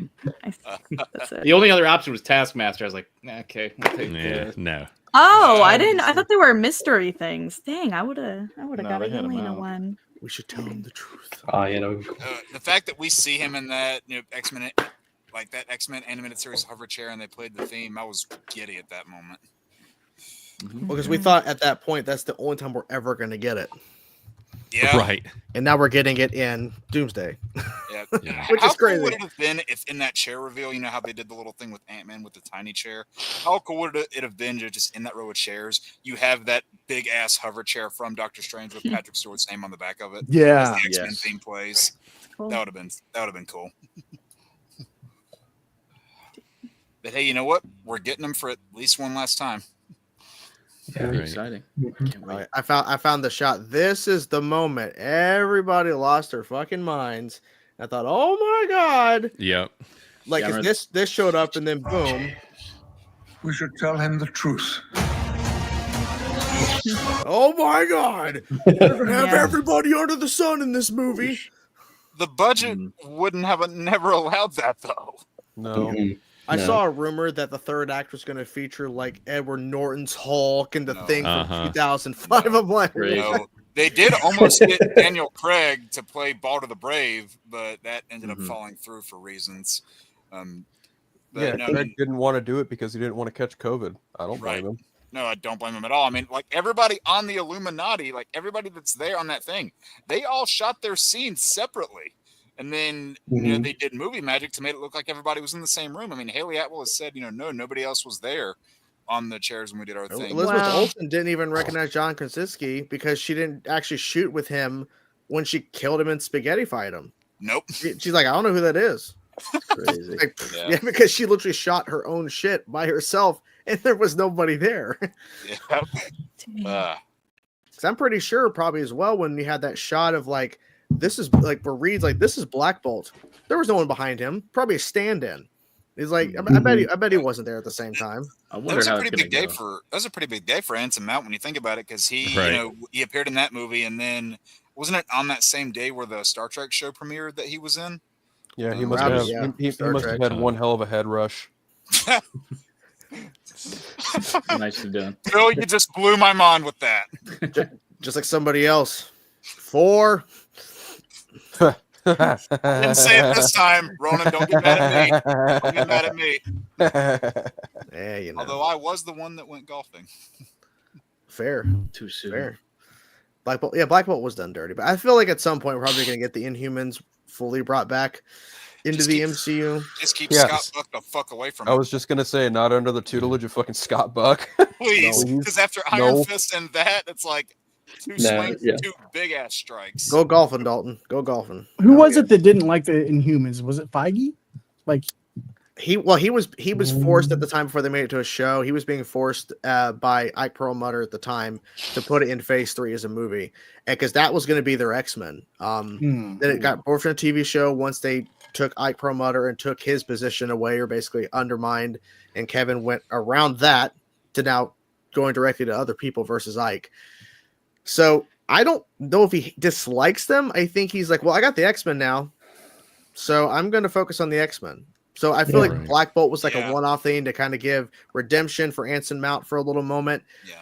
But I will also wouldn't be surprised if we get an announcement that Anson Mount will be probably in Secret Wars or something as a Black Bolt, and to give him a proper send-off, because even though he did die pretty crappy in Multiverse of Madness, but I feel like the other actors, you don't need to bring them in. Anson Mount will never talk about it though. I won't know.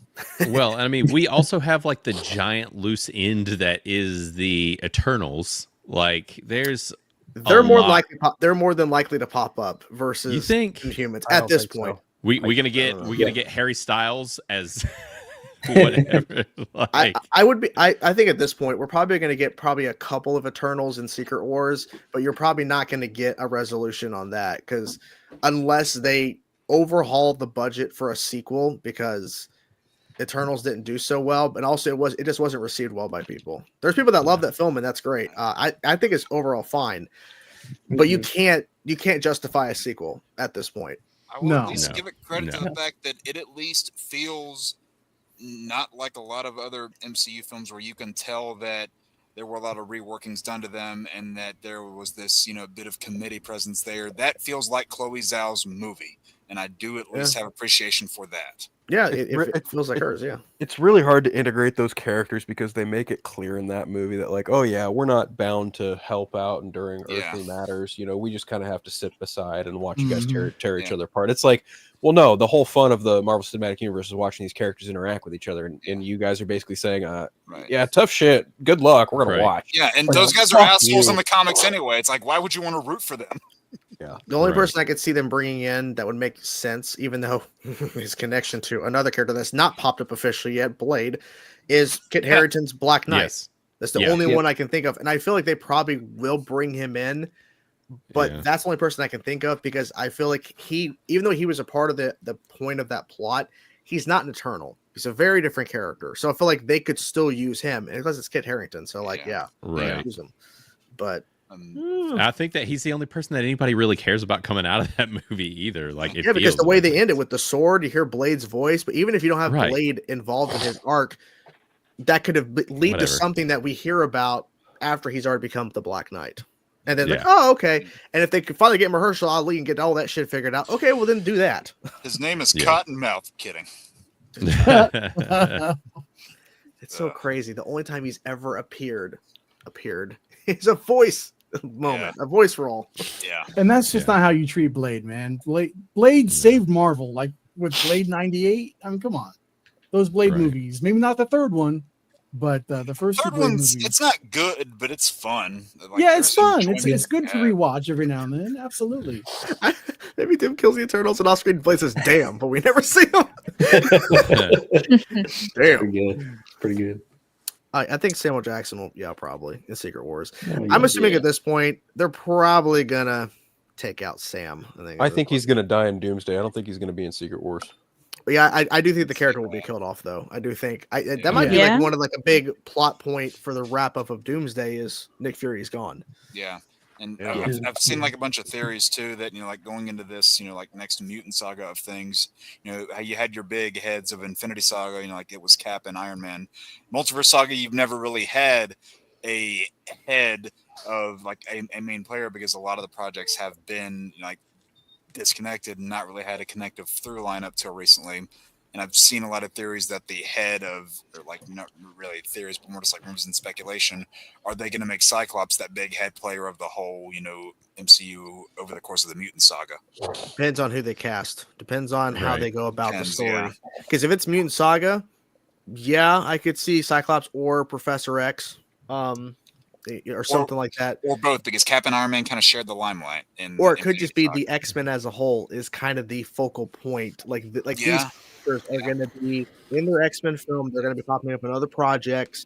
Because I'm assuming, based off our theory of like they're going to do a soft reboot, the mutant gene is going to explode, and we're going to see all these mutants come out, and it's like, oh, shit. There's a lot more mutants outside of the X-Men and the Brotherhood. Yeah, that's the thing. People just it's just the X-Men. It's just no. There's so many more. Yeah, X-Men and Cyclops. Stop it! You stop it right now. We've had enough of Hugh Jackman. I think I'm so ready for another Wolverine at this point. Like I love Wolverine, but we need a new face for all these characters. I pray for whoever goes into those shoes, though. I think he's gonna have a send off in these last two movies, and this will be it officially. I think that's or he's gonna some sort of wrap up in one of these or both, and then this is it. Like I feel like the same thing with the other like original X-Men cast. This is gonna be it. I have a video coming out as to how they're gonna be sent off. Actually, like how all the Fox X-Men are gonna be sent off to pave way. They all die. Gotcha. Yeah, you weren't supposed to spoil the ending. Exactly. Nice. Yeah. There goes your producer credit. We're all dead. Oh well. Yeah, we'll see what happens then. Because it's weird, like Marvel's like ramping up to this big thing, and DC's just now starting out a new universe. It's like kind of interesting to see how both are kind of, You could say it's a rebirth, right? Hashtag self-pro. Exactly. Correct, Draven. Correct. Oh my God, it's hot in this room. Damn it, it's so very hot in here. I'm gonna turn a fan on. Jesus, burning up. Okay, I'll leave. Could you please? Yeah. By the way, are y'all seeing there was some stuff circulating today about Reed Richards being the main lead in Doomsday? I saw that. That was circulating today. So Pedro? Okay. That's what they're saying. I mean, we know how the rumor mill is with this kind of thing, but is it a rumor or is it just people making stuff up? It's I don't think I've seen anything officially confirmed. No, I don't think it's official, but that's what's been rumor milling today, which I thought was interesting. It honestly wouldn't be a huge surprise, right? I mean, like if they're trying to kick off these characters, if it's a Doctor Doom centric movie, makes sense that we would, especially if this Doom is from their universe, and they're not from the mainline universe, which we're assuming. And also Reed Richards is like, Reed is the smartest man in the Marvel comics, so right. It would make sense. Sorry, I was gonna say I saw Alan Cummings like maybe slip something today. Did you guys see that? Oh yeah, yeah. Oops. Where he basically said. He said they're like filming and like blah blah blah. Like I'm 60 years old, whatever. It's like, and I'm back as a superhero, and they're like making me do fight scenes, like hit Pedro upside the head or something like that. So everyone's like, Fantastic Four versus the X-Men. Oh my god! So it could be cool. Yeah, I think it might be. It could even be like a jokey thing where like it could be totally. Reed says something stupid, and he pops in and out and hits him or something. It's like, shut up. Yeah, it's like, the very like calm, collected, very sage-like guy like Nightcrawler has enough of someone like Reed Richards' pompous ass. Yeah. Like the team dynamics are going to be interesting. Just 4 different ones now, technically. Oh, I wouldn't be surprised if like we first see the Fantastic Four and they see the X-Men and they all they have like a little fight because they think like, oh, this is the enemy. Like we don't know who to trust, right? Like so you never Just know. like the Avengers and the Guardians did. Yes, and that'd be fun to watch. Like maybe that's what they're referring to. Like, oh, they first meet for the first time. Oh shit, Cyclops versus Reed. Like for a couple, like, oh, what the hell? Like, oh wait, we're on the same side. Oh. Yeah. All right, cool. Yeah. Like, because they've never met before. How would they wouldn't know? Gambit versus Johnny Storm. I don't know. Yeah, and I think the Fantastic Four, like the only heroes, right? They've said in their world. Yeah. So like they're probably like, oh, they're people. Oh my god, they're probably bad. Yeah, exactly. Like they're powered people. All they've seen is villains, so they have no reference of like, oh, there's actual heroes besides just us. Like you work for Galactus or something like that. You work for I hope they said you work for Galactus, don't you? Yeah. That would just be retreading that Infinity War joke. It's like, wait, you work for Thanos? No, you don't work for Thanos. Okay, you're good then. Who is your master? Russo brothers. Are you talking about God? Who do you serve? Who do you serve? Who do I serve? Disney. Jesus? Oh, yeah, Disney. The mouse. That's who I serve. The mouse. I'm ready for that movie though. I'm excited. Yeah, it's weird to think that we're like a year out from it. Yeah, it's kind of strange. Yeah. Coming quick. Well, I think they said Doomsday and GTA is in the same month now. I think so. It is. That's true. GTA's in May, I think. Yeah, May 26th, I think, for GTA 6. Yeah. Then Doomsday. Oh, no, not Gangster Mickey. No, Darren. No. That's not who we're referring to. That's in Bizarro World. We'll deal with that later. Could. Oh yeah. The Spider-Man meme. Yeah, they're all just gonna point at each other. Are you a hero? Are you a hero? Yeah. I've seen all these theories too about like there's been some speculation that Tom Holland is going to be absent in this movie. He probably will be. Yeah, more than likely. Yeah, he's probably shooting this. Nobody knows who he is. Right. I guess Odyssey. It just makes me wonder, if presumably if he shows up in Secret Wars, what could that moment between him and someone who has Tony Stark's face look like? Right. Yeah, that would be cool. Yeah. So obviously he's not going to know. It's got to be the big moment. Yeah. If that stuff happens on Earth, like, are we thinking all of this is going to be on Earth, or like, because we know that they're doing, basically like Battle World or whatever following this movie. I'm curious, like, if this is all going to be intergalactic, or because that's kind of, well, I guess I don't want to say any spoilers, but we got, a little bit teased at least with New Avengers. Well, I've seen speculation that Brand New Day, like, I don't know how much weight there is to this, but I've seen speculation that it's going to be in a Battle World-ified version of New York. I don't know how much weight there is to that, but it's plausible. It would be weird to think that, the first Spider-Man film that has really, yes, No Way Home took place in New York, but it didn't really focus on any of the New York imagery that you got from like the Raimi or the Webb films. Less so in the Webb films, but especially in, the Raimi films. And I'll even give the Webb films credit here too. New York felt like its own character, had its own identity. And because you barely got to see it in the Holland films and it wasn't focused on as much, so it was kind of lacking that identity. Yeah. Yeah, maybe with the new director, maybe we'll get more like a vibe or something to it, Because it's the guy from Shang-Chi, right? That's doing the fourth movie. Yeah, Destin. He was rumored to direct Avengers 5 initially when it was Kang Dynasty. He was signed on to. He was, yeah. Yeah, he was signed on to.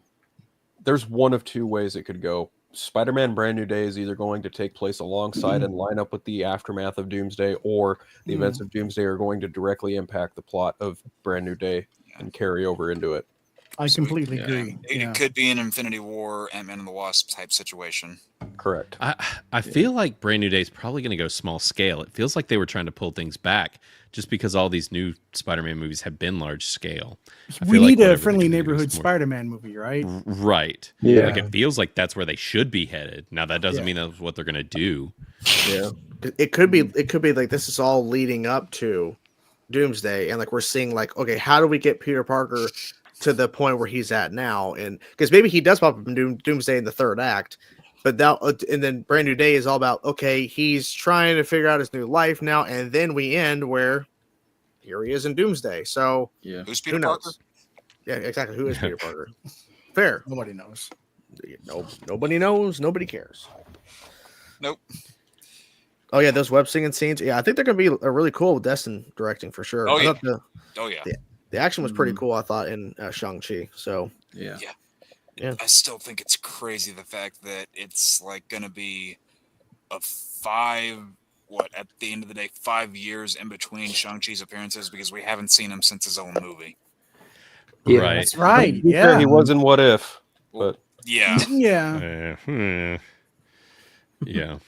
Hey. Yeah, that it feels like a dropped ball, but it also this entire phase feels like a constant restructuring. Yeah. Where they didn't plan out what characters they wanted to have show up where, which you saw in Infinity Saga and like those films leading up to the Avengers films. You saw them do that. They didn't really do that here. Yeah, they were being stretched too thin with too much TV shows and all that. And then Iger was just going content. We're thinking like maybe tie the what's Niger or neither. Thank you. Sorry, I said the wrong name. Yeah, typically when you ramble, Were they going to tie like the rings to Kang or something? So then they probably had to change that up and like. Well, that was the rumor. Yeah. I'm sure Doom was Kang probably screwed it all. Oh my gosh! But is that a new hat? Yes, it is. What's up, Darren? Hello. Oh, it's a Robin hat. Oh, you're cool. Oh, nice. Robin? Nice. Oh. So, are you excited for Robin and Avengers Doomsday? Yeah, I guess so. I guess. From Stranger Things, right? Yes. Oh, okay. This is Darren's way of telling us that he is part of the Dynamic Duo cast. Oh. So I'm excited to hear more about that movie, actually. Yeah. Because it's by the same guy who did, what was it? Is it Coco and Lightyear? Oh, is it? Wait, what? Is it? What? Is it? Really? You're just making up shit? What are you talking about? No, I have to go back. That sounds wrong. Yeah, I think you're just making up shit. No, it's a Pixar movie. I know someone that's attached to that had ties to Coco and Lightyear. Google is a thing. Utilize it. Let's see. Dynamic Duo DC. I'm looking this up here to try to see. Oh, there's footage being shown. I don't need footage. I need it. Crap. Shit. Now, Darren, you apparently have another new hat to show us. Oh yeah, okay. Sure. Okay. Is there a number we have to select here? Yeah. So you guys have seen the avocado, right? Okay. All right, I found it. Sorry. Okay, go ahead, Jake. Matthew Baldrick had writing credits for Coco and Lightyear, and he's attached to Dynamic Duo. Oh, that's great, Darren. What hat were you going to show? Strawberry. All right, are we picking 1, 2, 3, or 4? 5. Okay. 4. Yeah, Wilson said 4. Let's go 4. 4. Oh boy, that's a lot of responsibility. Whoa! Kiwi. Pretty cool. It's a kiwi hat. Yeah, man. Are they all fruit related? All 6 of them. Okay. Just make a hat smoothie, Darren. Now, how much did you spend on these hats? I gotta know. Like $15 for like all 6. Oh, if you said 15 each, I'm like, oof. No, 15 for like the whole like package. I was like, you know what? I'm getting them. Which other stuff was that cheap? It'd be nice. I guess no one wants fruit hats. I guess I don't know. Hey, you know what, Darren? That makes you like the sole consumer, so you have no coverage. Maybe it would have been cheaper if more people were buying it. They could sell it at less cost. Like, oh yeah, supply and demand, man. Yeah, supply and demand. And you're the only demand that needs more. The demand of one. I don't need more hats, but I keep getting them. I'm running out of room. you can't have enough hats, man. I mean, they always come in handy. That's fair. I should wear more hats, honestly, but I just don't. You probably have more beanies than hats, don't you? Fair, yeah. Let's see. I got Flash beanie right here. What else I got? Classic. Yeah, that's from the freaking show too. Got a Superman one. Superman. Hell yeah. Yeah, I got tons of beanies. I don't know what's wrong with me. Didn't you used to have them on like your like logo on a hat or something, or on? Yes, yeah. Venom, freaking Venom. Oh, that's cool. Venom. Yeah, that's all I have over here in terms of. Blaine, you're not wearing one of your hats. You're failing. So didn't you have a Metallica one? Yeah, I have a Metallica one. Punisher. Got this freaking X-Force. Oh, that's bad. I like that. Yeah, man. I have the normal Deadpool one, like just. I do too. Like, I want that X-Force one. I got too many. It's just a small stash. I don't know why I have so many here. Jesus Christ. But yeah, I used to wear beanies all the time when I was younger. Now everyone else wears freaking hats in their videos. I'm like, oh, copycats. Yeah, and then you would throw off the beanies when you got mad at teases. I sure did. It's just true anger, man, when you throw crap. Yeah. I still am angry, though. Always. Yeah, that hasn't changed. It's okay. So much. Well, I mean, when you have a guy like that, you know, when you come from that up there, it's bound to happen. Oh, and I come from that, yeah. Now, Darren, when you get mad, do you throw your beanies or hats, or what do you do? I burn my hats actually. When you're mad? Wow, aggressive. Just set them on fire. That escalated quickly. Yeah. What an extra step. He's gonna go the route of Riverdale, where he'll burn them in the fire pit and have floating babies. No. What? Yeah, that's in Riverdale. That's an actual thing. Like, there's a scene where I think it was Betty. No. I think she was like, she walked outside and like there was like her mom and her sister or somebody. They're standing in front of a fire and there's two babies floating above the fire. They're just floating in the air. It's a dream sequence or some shit. Was that when Betty was kind of like losing it? Probably. She was always losing it. That doesn't narrow it down. All knows that when my wife saw that, she's like, "The fuck are we watching?" I'm like, "I don't know." You're looking at me like I know what was gonna happen. Like, I don't know. I think later in that season, I think is where they say, "Oh, like there was this contagious mass seizure at school." It's like, huh? Oh yeah, that was in a trailer. I remember watching that when I was watching the Arrowverse shows. There was a trailer that played for a week or so of the entire school had seizures at the same time. At once. Yeah. At once. Riverdale was solid, man. It's solid. Epic writing. There's also times when they did time travel. They all got superpowers. I think I got missed. I thought it was like a murder mystery show or something. Your expression it was. She was like, "What did I miss?" Yeah. Well, I Dude, think it was no, but you know one. what? One of my favorite things to watch on YouTube is I haven't watched not a single full episode of the show. Is just like Riverdale crack or like Riverdale just like horrendous moments compilations. Me and Nathan spent like hours at it at some point. It's fantastic. I have no idea what's going on. Those videos probably got longer and longer with the seasons. Yeah, correct.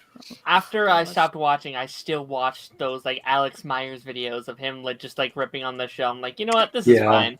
I love those videos. I can stick with this. Like Riverdale was a weird show. I remember in season 1, the very first episode, Archie, who's a student, is having a relationship with his teacher. Yep. And you're like, what the? And then there's a death, of course, freaking, you know, the brother of what's Cheryl? Yeah, Cheryl's brother dies, and that's the start. Oh, there's a big mystery. Oh, and then Archie's having a relationship with a teacher. And then we dive into, okay, there's time travel in the final season, and there's potential. There's one point aliens or something, like a freaking saucer was like, what the fuck is like happening? Alternate realities? It's like, what the hell is this? And then season 4, she like digs up her like dead brother and keeps him in the like living room, and it's like, oh man, this is crazy. At some point too, in the later seasons, I remember they crossed over with Sabrina. I was that's what I was gonna say. They brought in Yeah. Sabrina. That's probably not as crazy because at a point they're like, "Fuck it, who cares?" Right. I was like, you know what? Like with the current state the show is in, this probably fits now.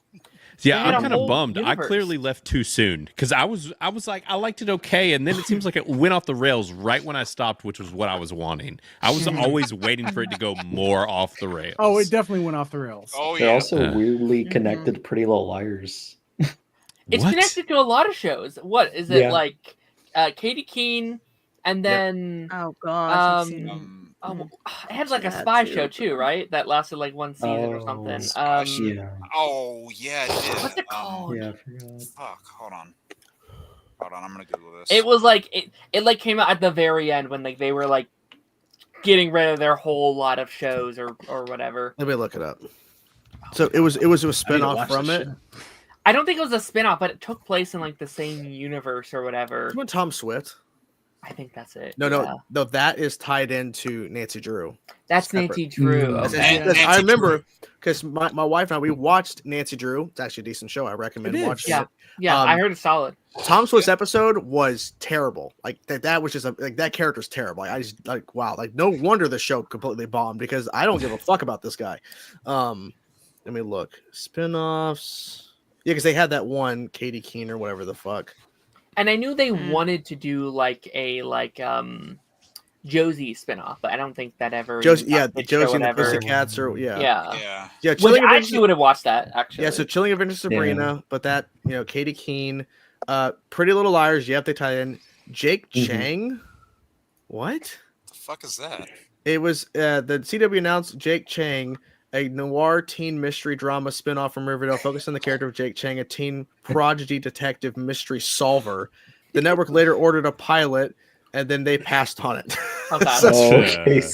That was probably in that era where they were just like, we're done with shows. But then Powerpuff Girls got a fucking pilot. Oh my god. That trailer that was something else. Holy shit. You know what? I was kind of intrigued by the idea, like live action. Okay, whatever. But like, wow, when just the script leaked, I was, yeah, like, right. usually I can put up with some garbage. Yeah, I've watched a lot of CW shows. Yeah. In fairness, in the footage for me. Yeah, that was the most CW shit I've ever seen in that trailer. Like that was full. That was horrible. In fairness, we're technically not supposed to see that version of the show. That's normally the version where like they look at it, be like, okay, now we're gonna rework to make into the proper pilot. So in fairness, that probably never would have made it to air, but it was bad. Yes. There's a lot of things I question on those shows, how they made it to air. Look, even if that was just like a version, I would have watched to see what the fuck are they gonna do.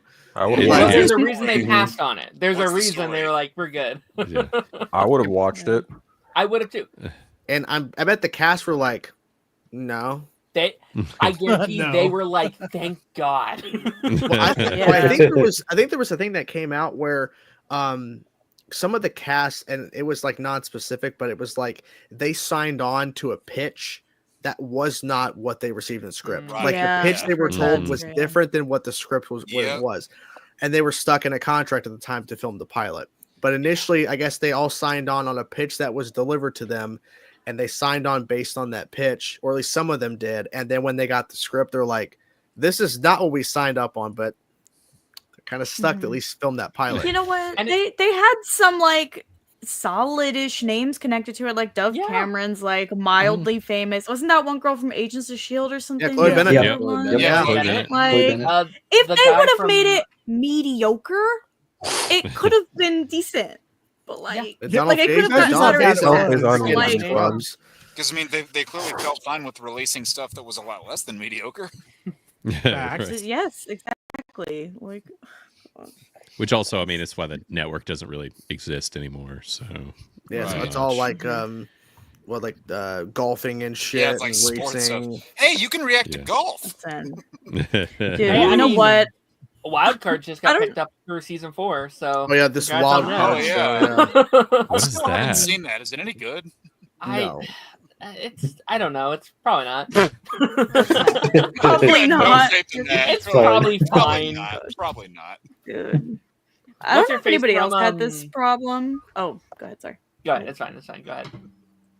I was just gonna say I don't know if anybody else had this problem, but like my favorite part of my regional CW issues was I didn't even know people had a real CW channel, because this whole time I didn't have a channel. I had Pix 11 News, and then for 2 hours of a weekday I had the CW slot. Gotcha. So sometimes, just like during a random episode, I'd be like, here I go, I'm gonna film my reaction, blah blah blah, and a Yankees game would be on.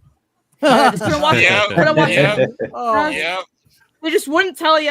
I was like, okay, that's so cool, guys. I love that. Yeah. So I don't miss that part. I think that got cut into one of Jordan's reactions. I think it was for Flash, where like a baseball game cut into your reaction or something. Oh yeah, I literally like screamed on Twitter. I was so mad. Yeah, that happened at least like once every few weeks for me. Yeah. It was so I didn't think it was supposed to be that recurrent though.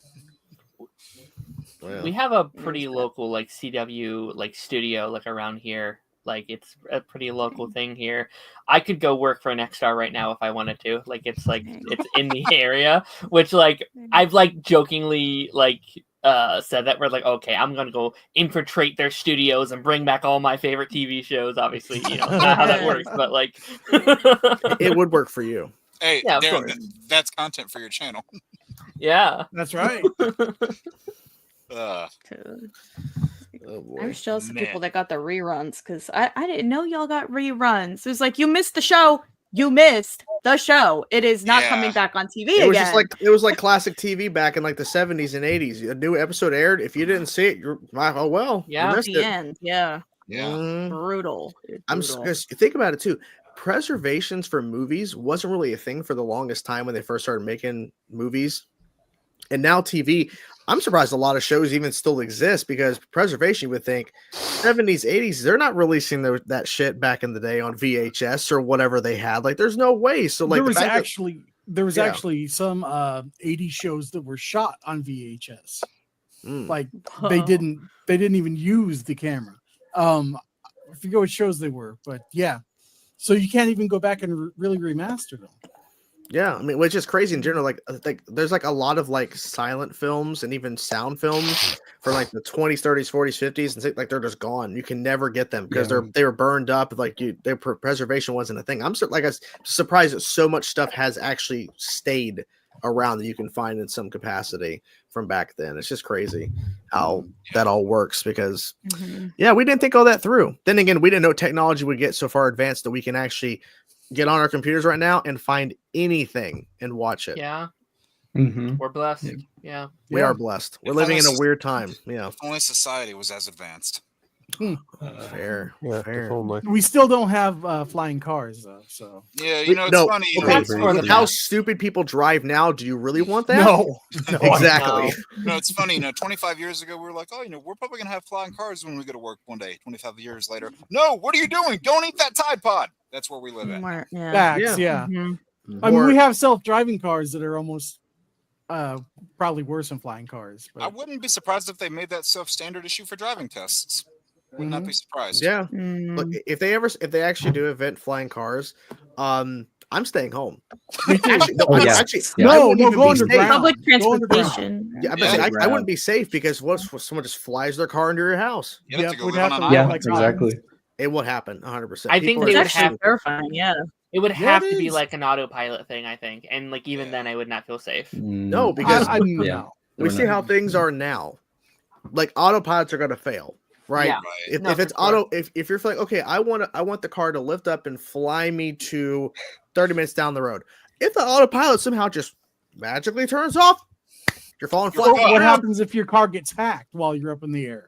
Exactly. That's the thing too. Yeah. Oh. And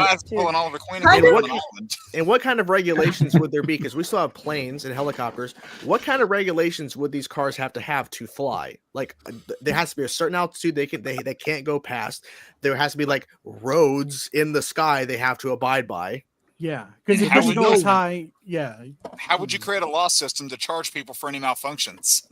Yeah, and that means you're also going to have police officers that also have to be in the sky, tracking people driving in the sky. Yeah. The layers of shit, there's no way. There's no way. Yeah. Oh my god. Like, I think we just stick with what we have. Planes, helicopters, trains, and automobiles.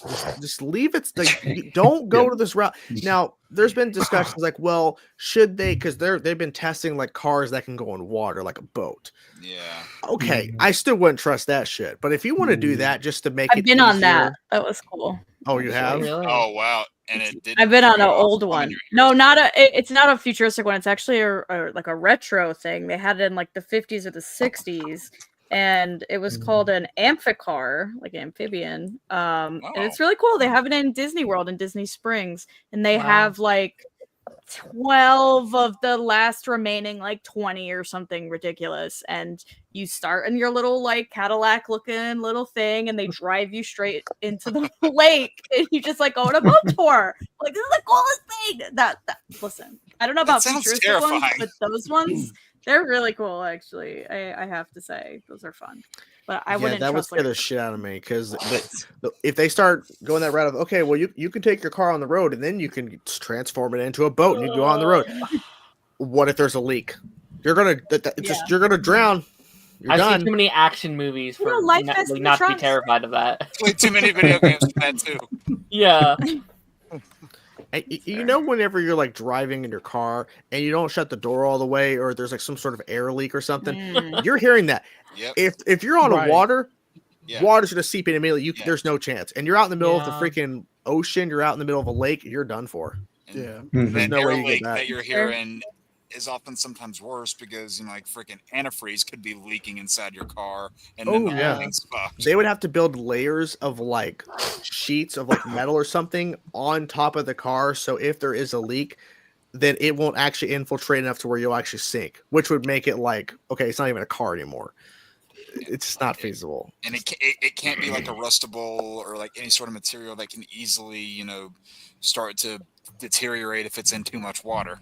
Yeah, so at this point, like, don't even do it. Like, just it's just a boat. At that point, let's just go buy a boat. Right. Let's just make time traveling DeLoreans and be done with it. Okay. So much Let's not. I would prefer magic carpets. Let's Let's be not, honest. I prefer magic carpet. Magic carpet. Because or make it to where Teleport. we can just give me a teleport. I can teleport from here to North Carolina, 12 hours away to see my mom. If you could give me that, I'm set. I can do whatever I want. I just want to be a Blade Runner. That's what I want to do. Let's just all learn how to apparate like they did in Harry Potter. Yeah. No. Diagon Alley, and then screw that up, and you go somewhere else you didn't mean to go to. Yeah, and then like you leave like a foot and a finger behind. I was gonna say, does anybody remember like maybe 10 years ago when Elon Musk was just becoming like kind of a name a little bit, and he was going to do that like super hyper speed like tunnel train thing where like you shoot off into a tube and you'd be like across the country in an hour and a half. Like, honestly, I was like, that'd be so cool. How do you pull it off? $10,000 a ticket. How fun! Terrifying to go in though. They will get no business, Darren. Yeah, the hundreds of miles per hour you'd be going in just like a little coffin box shooting through a tube, like you're at the bank in one of those little like check. Oh yeah, just specify and say a coffin box. Yeah, coffin box. And what would they do to keep you from feeling like the G's? Like there's no way. Right. There's no way to do it, because like at that point you would have to jam in that, and you're just stuck. You would have to train how to deal with that, because imagine if they didn't train people on how to actually properly handle those amount of G's you're flying underground. People would probably die. During that. Yeah, easily. So the logistical side, the legal side, there's no way you could do that. God, Katie, you just made my skin crawl talking about that traffic jam bit. You make my skin crawl every day. Maybe that's why they never made it. Yeah, they I remember. I don't even know if it was real or just something that like a clickbait whatever made or whatever. But like I remember in like middle school hearing about the like Titanic tour thing that they were gonna make, where you can like walk across the like Titanic underwater in this like huge tour area. And even like as a kid, I'm like, well, hell no. I'm like, absolutely not. That sounds horrible. That sounds cursed. Yeah. Right. How our thoughts change over the years. Yes. And speaking of thoughts, what's up, Johnny? That's me. I'm a thought. I was worried for a second. I'm like, dude, he's gonna miss the streak. The streak's gonna go away. Nah, I couldn't have the streak. Yeah, I had to keep it going. I came to hit a buzzer beater real quick. How you guys doing? Hanging out. We were talking about like flying cars and all that shit, and how we should just stick with what we know. Buzz, Johnny's hair looks good. Yeah, thanks, man. He's buzzed. Yeah, 100%. I am buzzed. I'm in my Mac Miller arc right now. Oh, hell yeah. Yeah. Flying Phil, I see cars. what you saw in them. Yeah. Thanks, man. We're talking about Pedro Pascal driving a flying car in Fantastic Four. We weren't talking about that specifically. We were just talking about like that flying cars. Like there'd be so many layers of shit you have to do, and then there'd be people flying cars into houses and shit because they're dumb. Like drunk drivers are already bad enough as is. People drive stupid as is. Come on. Oh God, can It's you already bad imagine enough on the road. a drunk pilot like fucking Denzel movie? Oh my God, man. Oh yeah, that plane. Flight. Yeah, flight. Yeah, I was like, what's that doing? Right. Yeah. And then they'll try to blame it on like the lightest little bit of malfunction. It's like, oh well, my thing kind of took over itself and it did it on its own. Yeah, I wouldn't even trust myself with a flying car, to be honest. No, I wouldn't. No. I'd probably do some dumb shit. It'd be fun, but You would probably do that with a regular car. What do you mean? yeah. I mean, if I already, I don't know, if I know I could just fly anywhere and do anything, I would test it. Yeah, I mean, I would just be so scared to do it. I'm good. You gonna film that, Johnny? Good. Yeah, I'll just put a fucking GoPro on my head and do like hardcore Henry shit while I'm driving it, I guess. I don't know. Just like go all over the fucking place. Yeah, that would get numbers up. They get your views up, yeah. Come watch me get into a multi-car pileup on my way to McDonald's or something. Yeah, watch this fake Italian drive bad. Mm-hmm. Fly with me to fucking Olive Garden. I don't know. He brought up McDonald's. I just saw this. I No. saw a thing the other day that said, "Whoever put the S in fast food is a genius." Think about it. So clever, Jake. I almost forgot to laugh. Why? Because fast food makes you fat? Is that it? Phil, you don't have a soul, so there's that. My hair is brown, not red. Thank you. Oh, this is true. Come on, it's funny you both like cut your hair. That's interesting. At the same time, it's like you guys. Very similar timing. It's kind of hilarious. I think you guys talked about it. Let's be honest. I mean, after the fact, yeah. Oh yeah. Oh yeah. After the fact. Yeah, that's all they have in common. That's all they have. Mm-hmm. Excuse you. Fucking talk about my wife like that. Yeah, bitch.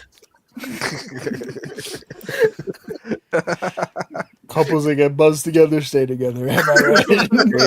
Great. I wish that were the case. Wow. What are you trying to say? Listen. We're not Will and Jada. We stick together. We're in solidarity. I was thinking of that exact That's same true. thing. Yeah. Wow. Damn it. Well, did she get buzzed or all right? Let me not get smacked with Chris Rock. Let me stop. Yeah, there you go. Keep my wife's name out your fucking mouth. Yeah, I mean, I'm going to.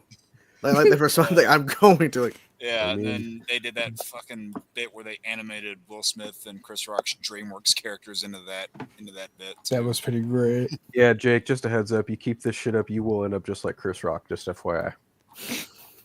In what regard? I'm going to be in a DreamWorks movie? Oh, no. You know full well what I'm referring to, sir.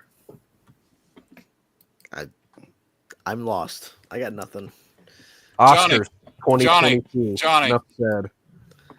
Love you, Johnny. Can't wait to see G.I. Jane 2. Oh, yeah. Oh, okay. All right. Don't worry. It's going to happen. Just you wait. I just figured I'd get the same cut as Nora from the Last of Us TV show, since I'm such a big Last of Us fan. Let me pick out my best suit, though, Phil. Gotta look my best for that. You see that photo that was being shared out, Johnny, of a freaking oh god, what's her name? Who plays Ellie? The shot of her with her face as she's shooting the gun or whatever. I was like, is this real? I don't think I did. Yeah. It's bad. It's rough. It's a meme, like a meme picture. Yeah, it's yeah. It's from a show, like a freeze frame. Yeah. I'm pulling it up right now. I think I have an idea now to think about it, from the train sequence. Is it? It's this. It's just one of those things. Yeah, you happen to pause it at this specific spot, then silly. Yeah. People are going way too hard on her. I don't know why people care about that. Oh yeah, they're roasting her pretty bad. Yeah, they are. I mean, she's just a young girl. I mean, or whatever. I forget what she prefers now. But she's just a young person, man. Don't do this stuff to him. That's just not right. Yeah. And she's doing an amazing job. Like she's killing it. Or they're killing it. Yeah. So I mean, that's all I care about. I'm not gonna lie though, I did kind of notice it a little bit in the episode, but to be fair, it's a very tense scene. There's a lot of shit going on. I probably would have made that face and shit my pants at the same time if I was in that situation. Right. So I'm not gonna judge too much. So it's realistic, right? It's real. I think it's very realistic. I actually would have looked more gross than that for sure. I would have been crying, boogers, diarrhea, screaming, like everything, and I would be dead also probably. So I thought about it a lot. Yeah. I have a very I've thought about myself in The Last of Us multiple times. I have a Last of Us tattoo. I was like, I'd probably be one of the first to go. Realistically, is it a golf club? No, I'd probably just get fucking. I don't know. I'd probably be like walking to a grocery store and someone would just bite me on my ass cheek or something, and that'd be it. I would just trip. No zombies, no humans. Yeah, that's a possibility too. I could. You would trip over air, Darren. I'll fucking bang my knee and do it to Peter. And then something will just come and bite me and I'll be dead. That'll be it. I mean, there's worse ways you could go. Yeah. He could watch your channel for 24 hours straight. Oh. Wow. You're still here, aren't you? Surprisingly. A little negative. Only a little. Yeah. If Phil wasn't negative, I'd know something's wrong. That's fair. True. I saw Thunderbolts yesterday. There you go. That's good stuff. That's not the title of the movie, you liar. Oh, my bad. I saw the Avengers Kang Dynasty. It was great. Let's go. Yeah, that was supposed to come out like 5 days ago. What happened? Yeah, it was great. It did come out. It did come out. I don't know where Kang was, but it was a good movie. You know what? I'm not going to answer that because it's just not right. There was just not a right answer to that. It just wasn't going to be acceptable. I already know what you're going to do, and don't do it. What? What was I going to do? Read my mind. Your joke was not going to slap hard. I'll tell you that right now. Wasn't a joke. I did really like Thunderbolts. I thought it was great. Yeah, it was. Me too. Yeah, it was. I wasn't expecting. I mean, can I say stuff or should I wait a little bit? Just tell us. Did you cry? Or did you not cry? I did cry. Okay. I was really what was it? Was there a specific moment or more than one? There were 2 moments that got me that I was not expecting. Same. Yelena got me a few times, man. To be Yeah. honest, I went into the movie knowing that I really liked her a lot. I mean, it's also just Florence Pugh's fantastic, but every time she's been in something, she's been the major highlight of it. Oh yeah. Because Black Widow, the movie itself, but she was amazing. And David Harbour, they were my 2 favorite parts of that movie. Yeah. So them both being in this, I was like, I'm fucking in. The David Harbour saving the girl scene, I'll say that. That one actually got me. I did like that a lot. Mm-hmm. Have you also seen the clip of a guy laughing during that scene? Someone in the theater just started dying laughing when that scene happened. Man. And I'm like, holy shit. Wow. Savage. Crazy. Yeah, that didn't make me cry, but I was like, oh. Yeah, right. I was happy for the guy's moment. The speech. kind of part at the end of it. Yeah. The speech. Okay, that was pretty good. That whole thing, I was sitting like, It's damn it. These are ugly tears. Damn it. I mean, I wasn't expecting this to like get out of the theater. I'm like, Bob's all I care about. I mean, really, let's be like, Bob is like the future of Marvel. Yeah. I loved all the jokes about him. Just literally them saying Bob was just fucking making me laugh my ass off. I was like, this shouldn't be funny, but like, it's just funny. I don't know. They're just saying Bob, and I'm laughing almost every time they say, "Oh, Bob." Especially the way Walker did it. He had so much aggression behind it every time. He's like, "Tell us what you're here for, Bob." It's like, okay. I gotta say though, that might be the biggest takeaway from the movie for me is like I really didn't like Ghost. I hated John Walker, and I walked away. I was like, you know what, Ghost, not bad. And John Walker, he's like they say, he's an asshole, but he's like a lovable asshole. Like I liked him. He's you know, he does questionable things, but I think there's a good guy in there somewhere. He's just a little bit of an egotistical douche, but you know. Hey. Yeah. I was Captain America. Yeah, for like 2 seconds. Really, the whole conversation about you like your hat? This is great. It's cool. Like, you think it looks cool? Yeah, like Yelena just fucking with him. This is making me crack up. Yeah, the taco thing was killing me. God. And that one piece of art in the credits with him like on the shit. Like, I was like, this is amazing. Oh, this movie's great. It's definitely one of the best recent Marvel movies. It's probably like for sure high middle pack to like high overall MCU. I would say. I finally ranked it for me. It squeaked in my top 10. Yeah, I think it's top 20 or 15 for me. It's somewhere in there. I want to see it again though. Top 15 is easy. It's whether or not it cracks your top 10 is the real question, right? Like, top 10 is tough. Yeah, it is. Right on there's some heavy hitters in top 10. Yeah, it's tough. Right. I think it'll probably definitely be around top 15. I forget where I have it. I'd have to double check, but I really I wasn't surprised for them the MCU to tackle mental health. I wasn't really expecting that whatsoever without like spoiling things. I was like, wow, this is a lot deeper than I thought any Marvel movie would ever go. I think it's been so lame. Yeah, and I thought they actually genuinely did a good job with it. I was like, this actually isn't like cringy. I was like, this is actually kind of a cool way of doing it. It felt like this film actually had something to say, which the last few were kind of lacking in that regard. Yeah, there's been a lot of Marvel movies, in my opinion, that haven't had a goddamn thing to say, really. So I was like, this is surprising. I was like, wow. Yeah. Look at them go.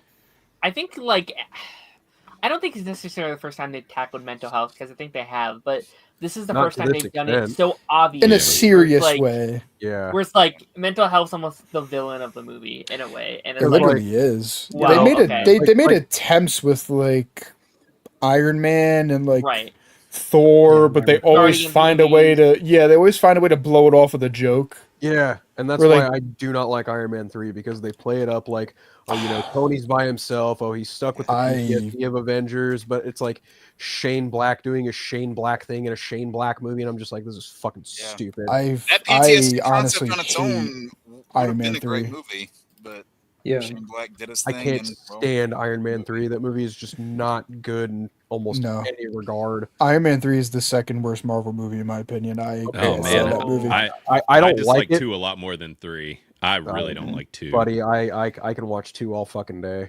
I love 2. Yeah.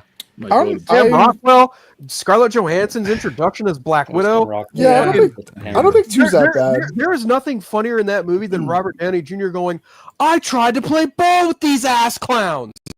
I think the one funnier thing in that movie, though, is after the Tony and Rhodey fight, just Samuel Jackson's line, "You're Iron Man," and he just took it. I don't know why that cracks me up every time.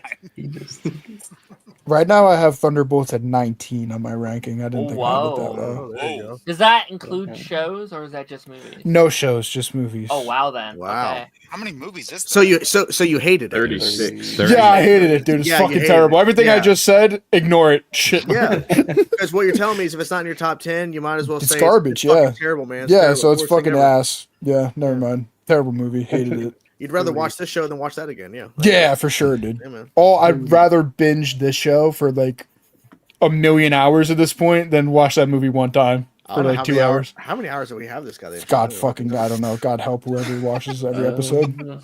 They clearly have nothing. 88 episodes of 4 hours. Jesus Christ! Yeah, They clearly have nothing better to do with their life.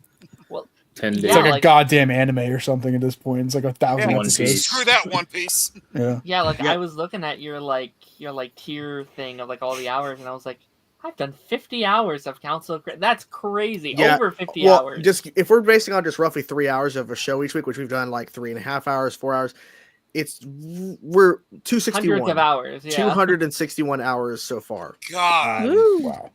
But that's wild. But if we really actually would probably be close to probably 300, probably close to that actually. Yeah. Still haven't done a 5-hour stream yet. I gotta do like a Marvel rewatch because like I was like re-ranking some of the movies yesterday, and I was like, honestly, I don't even really feel confident about my MCU ranking right now. There's a lot of parts where I'm like, I think a lot of people forget those early phases. Like I think either people like put it really, really high for getting, or really, really low for getting some of them. A lot of them are kind of just in that middle spot. Phase one doesn't fare too well for me, honestly. No. When I look back at it, it's like on my rewatch, it hurt it. It's the middle phases to me are the strongest. Yeah, like this last phase and the first phase I think are the worst, and then the middle phases are like the strongest by far. I would say. I think for a lot of people, you're right about the people not necessarily remembering the early phases that well, because I mean we are 17 years into this now. Yeah. Right. Yeah, I think for a lot of people, like with Endgame, it ended so well and like elevated those movies to a certain extent that people don't go back and watch it. They're just like, those were so good. I'm like, well, not at the time. We didn't have all this, but that's kind of the thing is like I love Iron Man as a character, but I honestly don't really give a shit about his movies. Like I hate Iron Man 3. Iron Man 1 is good, but like in the grand scheme of the MCU now, I think it's pretty like underwhelming. It's a good movie, but like I don't know, I don't ever rewatch it. And same thing with Iron Man 2. His best movie is a Captain America movie, in my opinion. Yeah, I was gonna say, like, I watch Civil War and I watch the Avengers movies. That's where I get my Iron Man content. I don't watch the Iron Man movies. See, the only Thor movie I actually can say I like is Ragnarok. Otherwise, I don't like any of the other ones. Yeah. I don't know, like, and then I'm just like looking at my ranking. I have Ant-Man directly above Thunderbolts, which I think is kind of funny. I love Ant-Man. Where do you have where do you have Winter Soldier at? Winter Soldier is my number 3. Let's go. Fair. People are gonna hate my ranking whenever I release my. it. I'm just gonna say that right now. My top. I'll give my top 5. I think I would by far have the least popular ranking because I got some choices that I make. Crazy takes. I don't know, Katie. You and I are gonna have to compare rankings because my takes are flaming hot. Listen, man. I also have said on record that Tobey's my least favorite Spider-Man. So I think there's some choices that have been made in my head. And I've also I don't like Iron Man. I actually hate Tony Stark. I hate that man. Oh. I would never want to see Tony Stark again. So oh my god. I think I would get a fair amount of people wanting to jump me. So I don't know. Wow. Maybe I'll make it public. I don't know. But we'll see. So, I also haven't seen every movie. So some might just be like, no, man. Never. Randomly just throwing this in there. So I ran the playlist through a generator that would tell me like how long the playlist is to watch from beginning to end. The total length without including this show, 11 days, 23 hours, 58 minutes, 4 seconds. And if you want to watch it at 2 times speed, it's going to take you 5 days, 23 hours, 59 minutes, and 22 seconds. Let's do a watch party, guys. That's a binge if I ever heard one. Yeah. My God. Why are we still here? That's a great question, man. I don't know. It's kind of fun, like just throwing some of these hot opinions back and forth. Honestly, it's been a lot. And okay, like these are some punches. Draven, I am so sorry. We have no more room. I cannot bring you in. I do apologize. Well, I'm probably gonna drop off because I have to get ready for my birthday. So happy early birthday! Happy early birthday! And are you gonna celebrate by watching all your appearances on Council? Is that what you're gonna do to celebrate? Just go watch the Iron Man trilogy. No. Is your birthday tomorrow? Yes. It is, tomorrow. Happy but birthday. I think Thanks. I think maybe this weekend I'm gonna LOL try and get back on YouTube because I've kind of fallen off the face of the earth for like 2 years. There you go. But I'm gonna do like a little live stream. I think just hanging out, playing games and whatever. So if anybody wants to come, let me know. Cool. I'll drop the link. Cool. But yeah, all right. I'm gonna like go to bed because I have to go to work for my birthday. So good luck. Oh, nice. Thanks for being here. Yeah, no problem. I took like the whole week off because I just went on a cruise, and I was like, yeah, I could come back for my birthday, whatever. I forgot I'm working late tomorrow, so I'll be working literally till 8 p.m. And I was like, I forgot. I'm sorry. So that's gonna be awesome. But whatever, whatever. It is what it is. So anyway, this was fun though. Thanks for having me. Have a good night. Thanks. Bye, Katie. Bye. Later. Bye. Who the fuck? That was priceless. Like, while Kim was doing her outro bit there, I saw Darren muted, and his sneezes looked so painful. Oh, I didn't even see I missed it, damn it. He was shaking back and forth. I was like, oh, Darren's in so much pain. I can't sneeze during her birthday send-off. You could have, though. That would be your way of like, who gives a shit? No, that honestly, Darren, that looked like it hurt. Well, I'm gonna boogie too, guys. I got to get kids to school in the morning early. So thanks for being here, man. Appreciate it. Definitely want you back, man. Yeah, it was great. It's been forever. Yeah, so man. good seeing all you guys. See you, man. Why? Yeah, all y'all take it easy. See it. See you, bro. Later. Who the fuck? and we are downgrading. Oh, for fucking sake. Oh my god. Oh god. It's crazy. What's up? What's up, man? What's up? Oh, you know, I'm just fucking painting. Painting. We just went from Shazam to Fury of the Gods. That's what we did. Damn. Are those your cabinets from your kitchen? No, I hear. Hang on. Yeah, show us. So, oh fuck! Why is it like? What the fuck? All right, that's your house. Hang on. So this is like this. So this was blue before. Oh. So I wanted to make it match these walls. So also my bathroom is fucking like I tore it apart. It used to have like flower wallpaper. Why is the toilet in the corner like that? What you can't go poop. It's in an angle. The house is from the 1920. It's its own house, bro. Is this all for you live in a conjuring house? What were you saying, Darren? He conjured is this all something. for your newcomer, or shut the fuck up, Jake? What? Is this all for your newcomer? Oh your no, new I addition? just want to like up the value in my house and you know. Because when he sells it in a couple years or whatever, up the value. Yeah. Cool. Yep. Nice man. Nice man. Nice. Yeah. Noise. Yeah, fucking noise. I don't know if you guys have talked about it, but sorry, go ahead. No, I was just saying the way he has the camera angle looks like we're getting painted. He's painting us a pretty picture. No. We're gonna say Darren. Yeah, Darren. I don't know if we talked about it, but do we think we're getting chairs tomorrow? No. Chairs? I mean, who knows? I mean, no, probably not. No. Are they sending us chairs? I don't think so. That'd be fun. I want a chair. Why would they do that twice? That doesn't make any sense.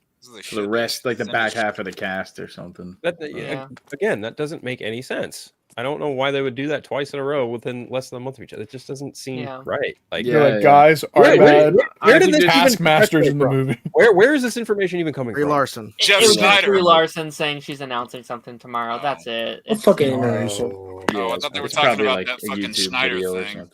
It's probably some other project she's involved in. Yeah. I mean, look, if it happens or it doesn't, whatever. Like at the end of the day, regardless of what happens, whenever, I'm just excited for the movie. Like, all right, cool. Like we know they're shooting it. I'm fine with more behind the scene photos of like confirmed cast members just posting. It's like, oh yeah, we saw Thunderbolts, and oh guys, we're doing this because that's what they were doing during Infinity War and Endgame, specifically Infinity War. Oh, here's Robert Downey Jr. hanging out with Benedict Cumberbatch or whatever, eating lunch. It's like, oh, that's cool. They released like that whole minute-long promo video when they started shooting. It was like day one, and then they showed you like everybody. It's like RDJ, Tom Holland, Chris Pratt, everybody. You just and that's and posting photos on the social media like, oh, we saw all saw Thunderbolts. It's free marketing for Thunderbolts and for Avengers Doomsday because it's showing. Oh, because I bet what's going to happen at some point, we're probably going to get a photo of Patrick Stewart, Ian McKellen, or whatever alongside with Avengers cast. We're like, holy shit, it's going to blow up the internet. Like, oh my god. Yeah. So when that happens, it's just free marketing. No. True. It just makes you think, though. It's like, would they market that stuff separately and then save the actual together interactions for the movie, or would they tease it kind of like what they did in Infinity War, where you saw little bits of people like Tony Stark and Star-Lord together, but then you got like the full thing, obviously, when the movie comes out. It's probably a mixture of both, but I mean, they already put out a picture of Channing Tatum standing alongside with a bunch of Avengers cast, like what we pulled up earlier. Like he's standing next to Chris Hemsworth's Thor, and it's like really bizarre, but it's like, oh, this is awesome. So like they could put out a photo of like Alan Cummings saying, oh yeah, I was filming a thing with Pedro Pascal or whatever. They put out a photo of them two just together, like holy shit, freaking Nightcrawler and Reed Richards, holy shit, like. Yeah, figure to go crazy. So yeah, I'm just glad somebody other than Taika Waititi has got a hold of Thor again. Yeah, Johnny's got a hold of him. I have a hold of Taika Waititi. Yeah, Johnny will show you what he does in the shadows. I do a lot of things you don't want to know. I bet you do. It's how you hide your shame. Oh yeah, it's the best place to hide it. Hide in the shadows. Yeah. You think darkness is your ally? Oh shit! Yeah, Bane's gonna be in Doomsday. Hell yeah, bro. Yeah, I can't wait for that. Everyone's coming into the movie. Yeah, just wait for the announcement of Tom Hardy, Jared Leto, Ben Affleck as Daredevil. Dude, you guys aren't ready. Ryan Reynolds not as Deadpool, but as Green Lantern. It's gonna be crazy. Jack Nicholson's coming out of retirement to play Joker again. Anne Hathaway is Jim Carrey, the Riddler. Spider-Man 4. No, Jim Carrey. And Jim Carrey's the mask. Most excitingly, Tommy Lee Jones coming back as Two-Face. With Jim Carrey. They like each other. Coming back as Mr. Freeze. Yeah, they like each other. Arnold back as Mr. Freeze. Yes, please do that. Yes. Halle Berry back as not Storm but Catwoman. That's Catwoman. Real talk. Is there any rumors or anything about he fell off, about Ghost Rider of any sort? No. That actually made me excited. I've heard. No. That would make me excited. I mean, I don't care which one. I mean, everyone would want, Nicolas Cage, I want Nick Cage. I just want Ghost Rider. Agents of S.H.I.E.L.D. I mean, Robbie Reyes was the best part. He was the best part of that show. So. Yeah. I want Nick Cage. And then I want Pedro to play his character from Unbearable Massive fucking shit. I don't know what the name of that movie is. Paddington 2 just shows up. Yeah. Paddington shows up. Paddington 2 is my favorite movie of all time. I was going to say he was going to play his character from Wonder Woman 84. That too. Yeah, fuck it. Let's get Pedro from let's get Joel, let's get Wonder Woman 84, let's get Reed, let's get fucking Unbearable Massive shit. Let's get everything, dude. Avengers Pedro Day is actually what it's going to be. Yeah, I want the Pedro verse of madness. That's what I want. You would do. I want Pedro Dynasty. Fuck Kang. You would do absolutely godforsaken heinous acts to see that happen. I would. I would do dirty things. God damn it! I'm falling in love with Pedro Pascal. I'm not afraid to say it. You haven't already fallen completely? I was gonna say. It just gets more intense every day. Yeah, he's not fully under yet. He's already my dad as Joel, but now he's gonna be like daddy as Reed Richards too. Like I can't wait, bro. It's gonna be. I'm so excited for Fantastic Darren, Four you now. listen to Lance every Tuesday. Is this really the weirdest thing you've heard? Nope. Yeah, what's weird about me saying I want to fuck Pedro? Okay. No, it's weird you called him your dad first, and then you said that. And I was like, oh, okay. A little bit. Yeah, it's fine. Keep it in the family. Yeah, keep it. Yeah, but hey, man. What's that? Wasn't that the tagline of Fantastic Four? Keep it in the family, incest, and all that shit. He was in Game of Thrones, so. He was. And that shit was all about Fantastic Four. That theme. I love it. Giacchino's on a fucking. It's awesome. It was stuck in my head the other day. I was like, how? It's like so corny and campy and awesome at the same time. I love it. Yeah. It's great. Well, he's already done the movie. He's done the theme for the best Fantastic Four movie too. It's called The Incredibles. Yep. Mm-hmm. Oh shit! Yeah, you're right. It'd be fun if he's not corny at all.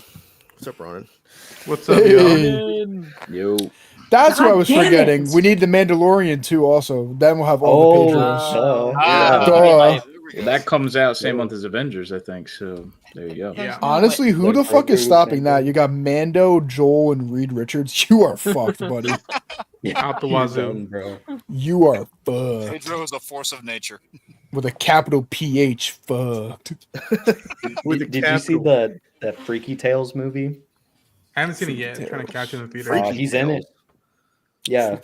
Independent movie. Johnny has his own freaky tales about Pedro. I saw him in that god awful fucking movie last year, Runaway Dolls. What was that? Was that what it was called? He's in for like 2 seconds. From one of the Coen brothers. Yeah. Yeah, I really was excited for that movie, and I kind of hated it. I heard that was bad. I didn't bother seeing it. Yeah, it wasn't good. I was very excited for it, and I was very, very disappointed. Not a fan. I'm a fan of the two ladies. Yeah, they're yeah. But movie itself, I was like, dude, what the fuck is happening? Are you interested in the new one that that they put out a trailer for called Hot Shots something? I forgot her name, but it's Margaret Qualley as well. I gotta see. And it's got Chris Evans as a pastor. Oh, I'm sold. I'm sold. That sounds great. That's funny. I'm there. Last year definitely had like a number of. It had good surprises and bad surprises last year. Yeah. I don't know. I think Abigail was one of the biggest surprises last year. I love that movie. I gotta rewatch it, but now that I'm more separated from it. I had very, very, very high expectations for it, and I left very underwhelmed. Oof. But I did like it. I think we're all missing and forgetting the most important surprise of last year. Oh yeah. And this is our true audience reaction. And I shared this before, and I feel like it bears repeating. This is a true audience reaction. This is Harold in the Purple Crayon. Oh Jesus. That is true. I don't know how I forgot about that movie. $8 per billion. Sleeper hit. You know what was Morbius? You know what was fucking funny when I went to see Thunderbolts yesterday? They played they played the Tron trailer. And when Jared Leto pops up, some of my theater scream, my internet's fucking balling.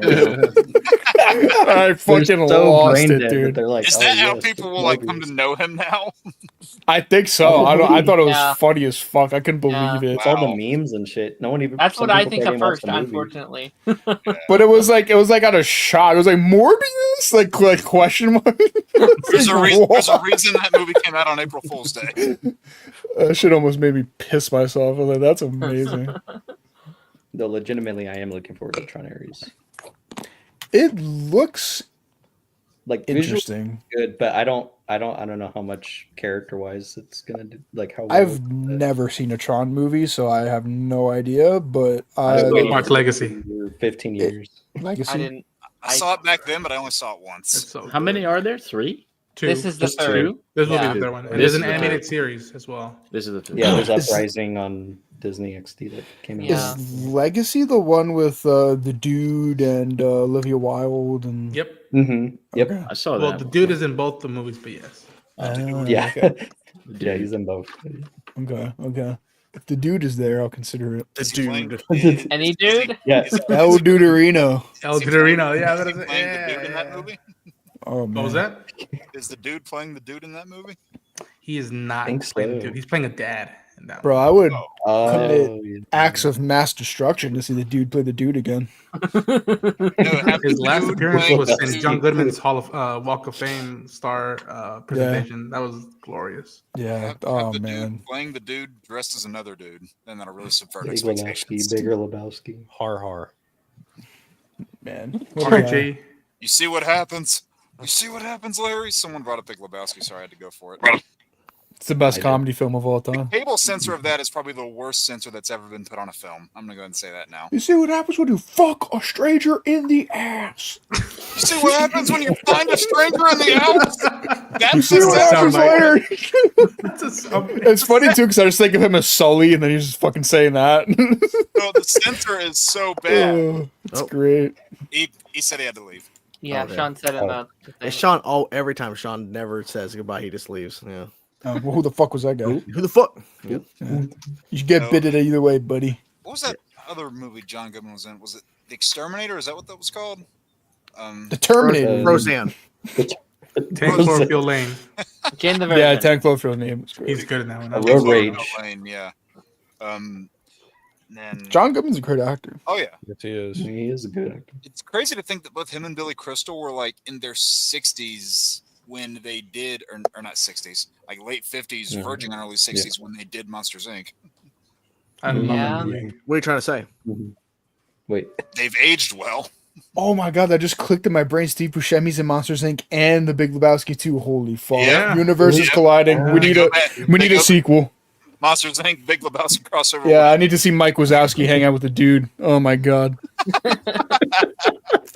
Oh man. Totally back too for the hell of it. Hey Pixar, get me on the phone, dude. I got a great idea. You may never make another movie again, but it'll be a blaze of glory you guys will go out in. Well, John, literally. They're not going to pick up the phone now because you told them you have a great idea, so they won't pick up the phone. Hey man, we like Pixar. Come on, they won't make another movie. I haven't seen one of their movies in like years, but hey man, we like Pixar. Yeah. I saw Coco. That was it. Yeah, I think Coco's the last one. That movie made me cry. I like Coco. Yeah. I haven't seen Inside Out 2, but I want to. I've seen Inside Out 2. I recommend Inside. You should watch Inside Out 2. Inside 2 is great. Yeah. Inside 2, yeah, Inside 2 is good too. Yeah, Inside 2 is good. Insidious 2. Yeah. I want to see that jazz one that who was Soul is fantastic. Actually, that was the last one I saw. Soul is fucking amazing. I love that that. movie. I like jazz. I need to see that too. You like jazz? Yeah, give me B movie too while we're at it. Fuck. Not Pixar, but yeah. Is Elemental a Pixar What's the movie matter too? with you? It is. Yeah, Elemental's a Pixar movie. Yeah. No, I thought Elemental was I thought Elemental was Disney. Is it Pixar? No, it's Pixar. I know it wasn't doing too well when it first came out, and then it slowly picked up. It did pick up. It's pretty good, actually. I like it. Pixar's got a lot of hate over the last couple of years, and I've liked almost everything they've put out. Like I want to see everything but Lightyear within the last 6 years. I've been really into. Oh, I saw Lightyear. I like Lightyear too. I thought it was fine. Did you? Okay. I thought it was okay. Like it wasn't, it was a movie. It's not bad. No, it's not bad. I was like, all right, this existed. I like the trailer. It just doesn't feel like the trailer. Pixar. Like there's nothing Pixar about it. No, yeah. Was I can If see that, a Pixar yeah. movie or no? What? If it is a Pixar movie. If no. If? No. No. Sorry, I thought you were talking about Light. I just want to see Barry B. Benson versus the Pixar universe. B movie. Yeah, I want to see Barry B. Benson, Multiverse of Madness. You know, this one that people don't talk about a lot is Over the Hedge. I like that one. Oh yeah, that's a good one. That one's so good. Not Pixar either, but good. Yeah. Give me Madagascar also, bro. Give me Barry B. Benson with the bro. That's it. Or whatever his name is. Yeah, Kowalski, Stash Report. Kowalski, yeah. About fucking what the hell's that one? The Bear and the Deer. What the fuck's that called? Just smiling boys. Open season. Oh my god, Martin Lawrence, Big Mama's House. Yeah. I watched like all 8 of those. Wait. There's 8? There is a lot. There's a lot. There's like 5. Bro, it's fucking Ashton Kutcher, Martin Lawrence. What a movie. The Peak cinema. Yeah, they like kept doing these like straight to a DVD movies or. Do you know what was funny? We watched one of those at the barber shop because my one friend he was in charge of Netflix for the day. He was like, you know what movie was fire when we were kids? He put on a shitty sequel to Open Season, thinking it was the first one. And it was just so bad. He was like, yeah, this isn't as good as I remember. It's like, because this is not fucking Open Season, dude. This is someone doing an Ashton Kutcher impression. And a bad one. This is fucking terrible. AI has gotten too much. It's become too much of this. Just point. now noticed that? What happened? Yeah, I will show you. I've seen it now. You have to see it too. Oh god. Okay. I saw you were like distraught, and I'm like, what's happening? Yeah, because I was not expecting it to go this route. I scared. In that house. Oh no, dude! What the fuck? Fuck this. This is crazy. Why are they kind of hitting that shit though? They are. They are. Why are they kind of hitting that shit though? Play it one more time. Moves like Jacker. What is with the eyes with that one on the left? I'll play it again. Sorry. He's high. Once that. Well, once the thing their it starts off moving. as just it's based on a photo, and then the AI takes it and does something with it. Oh my god, I can't. Yo, they're kind of going crazy, dude. Oh shit! Hey, No, This one's gotta be real. My grandma said this is real. Oh my god. Fucking comment. hey, my dog don't do that. I'm returning it. This ain't Burger King. Good, dude. They hit it like that. Send it back to Amazon. So I guess that's the secret life of pets, actually. Yeah, they get crunk. Yeah, exactly.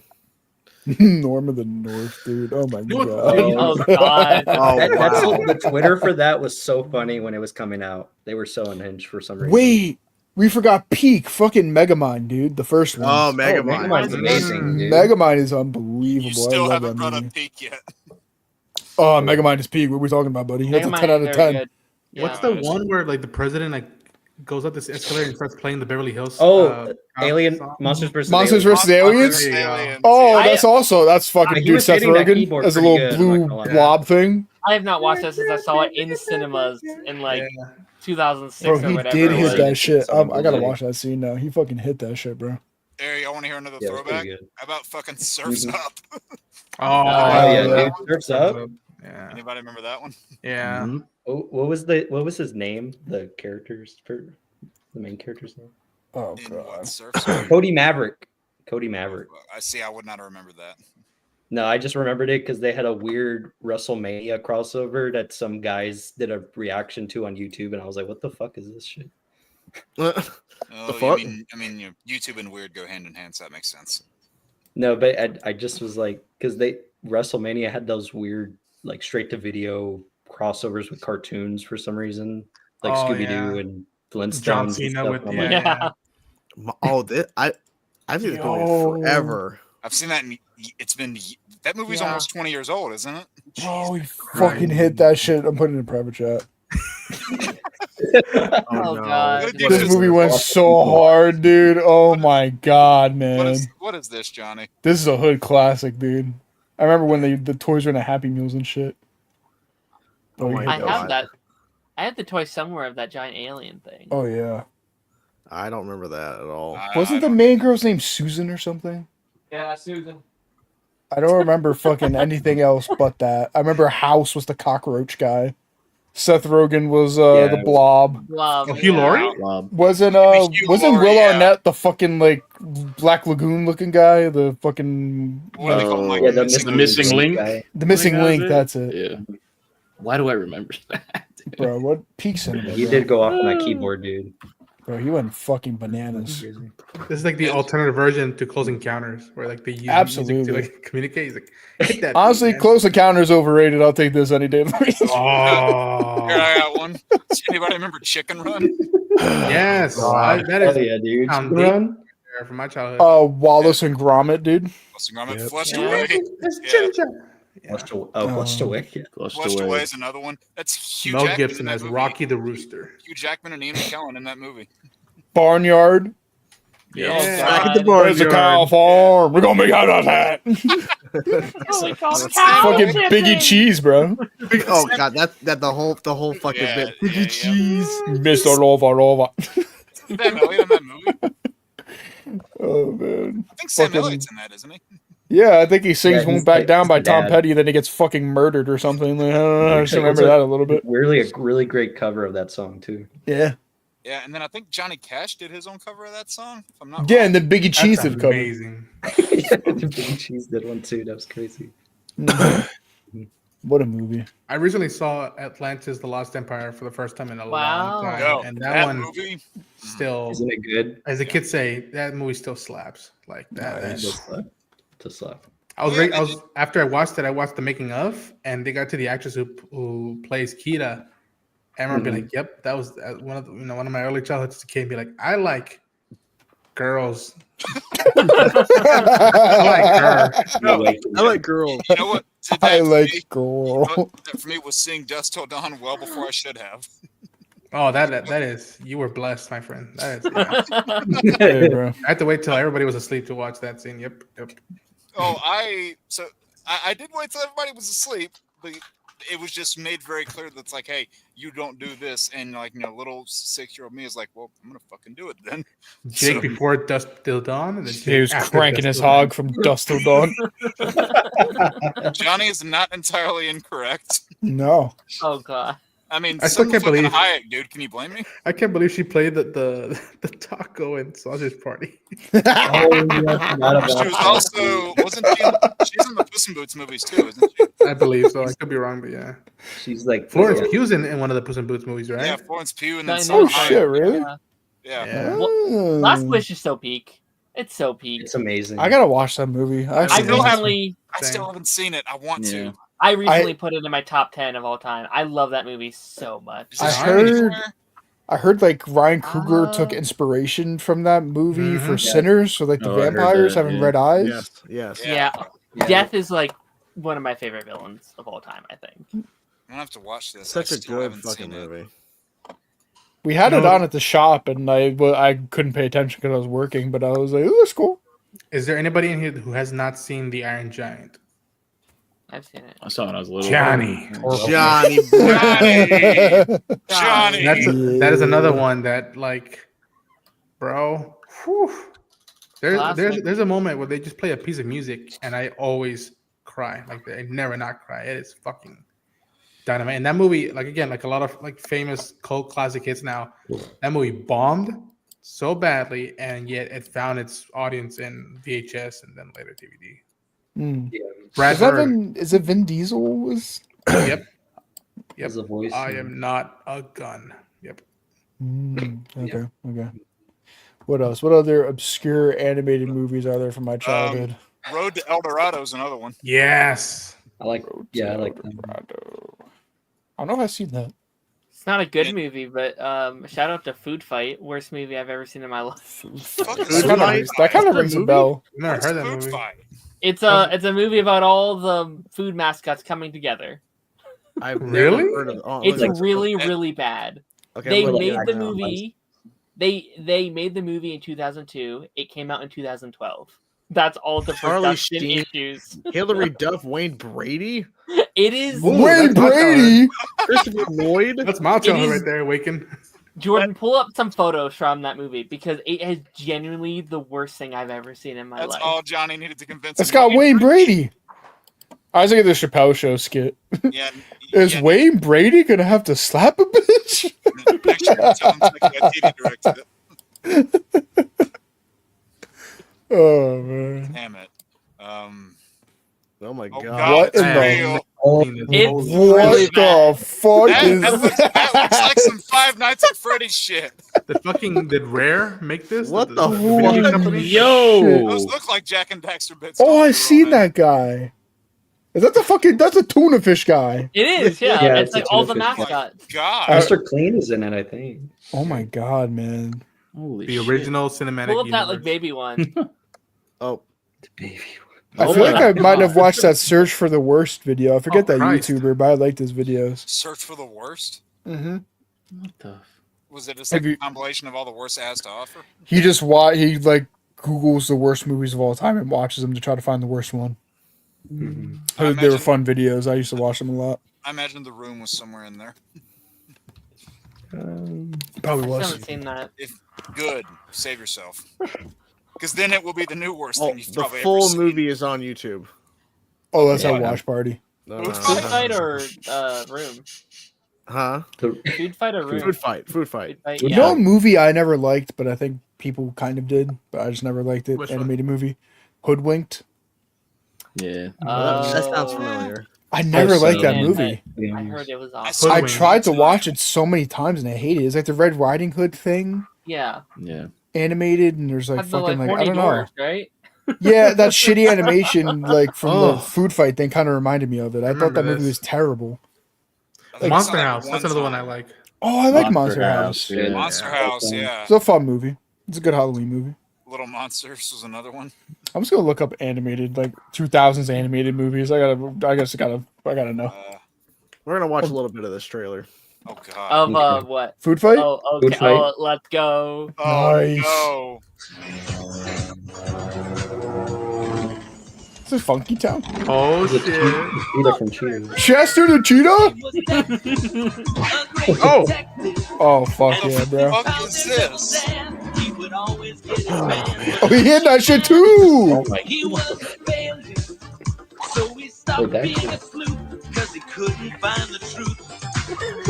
Okay.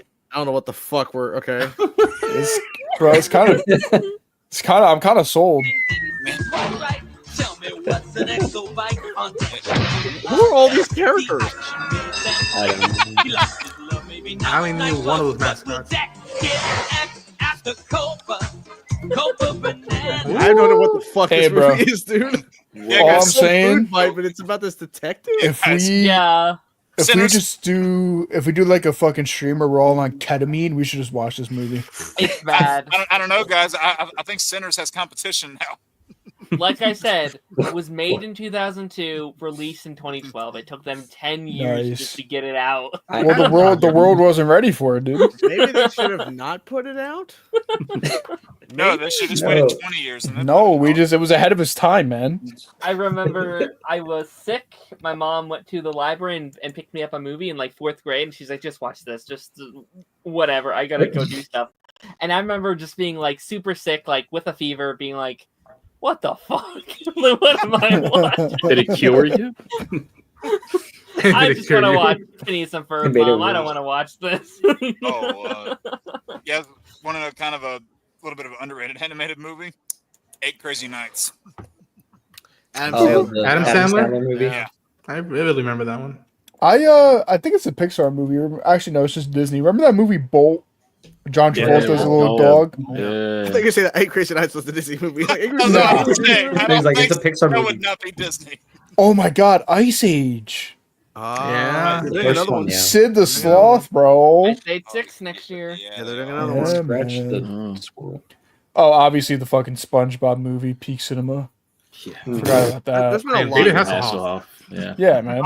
Okay, no, here's a throwback one. It's a little bit of a deep cut. Who remembers The Wild?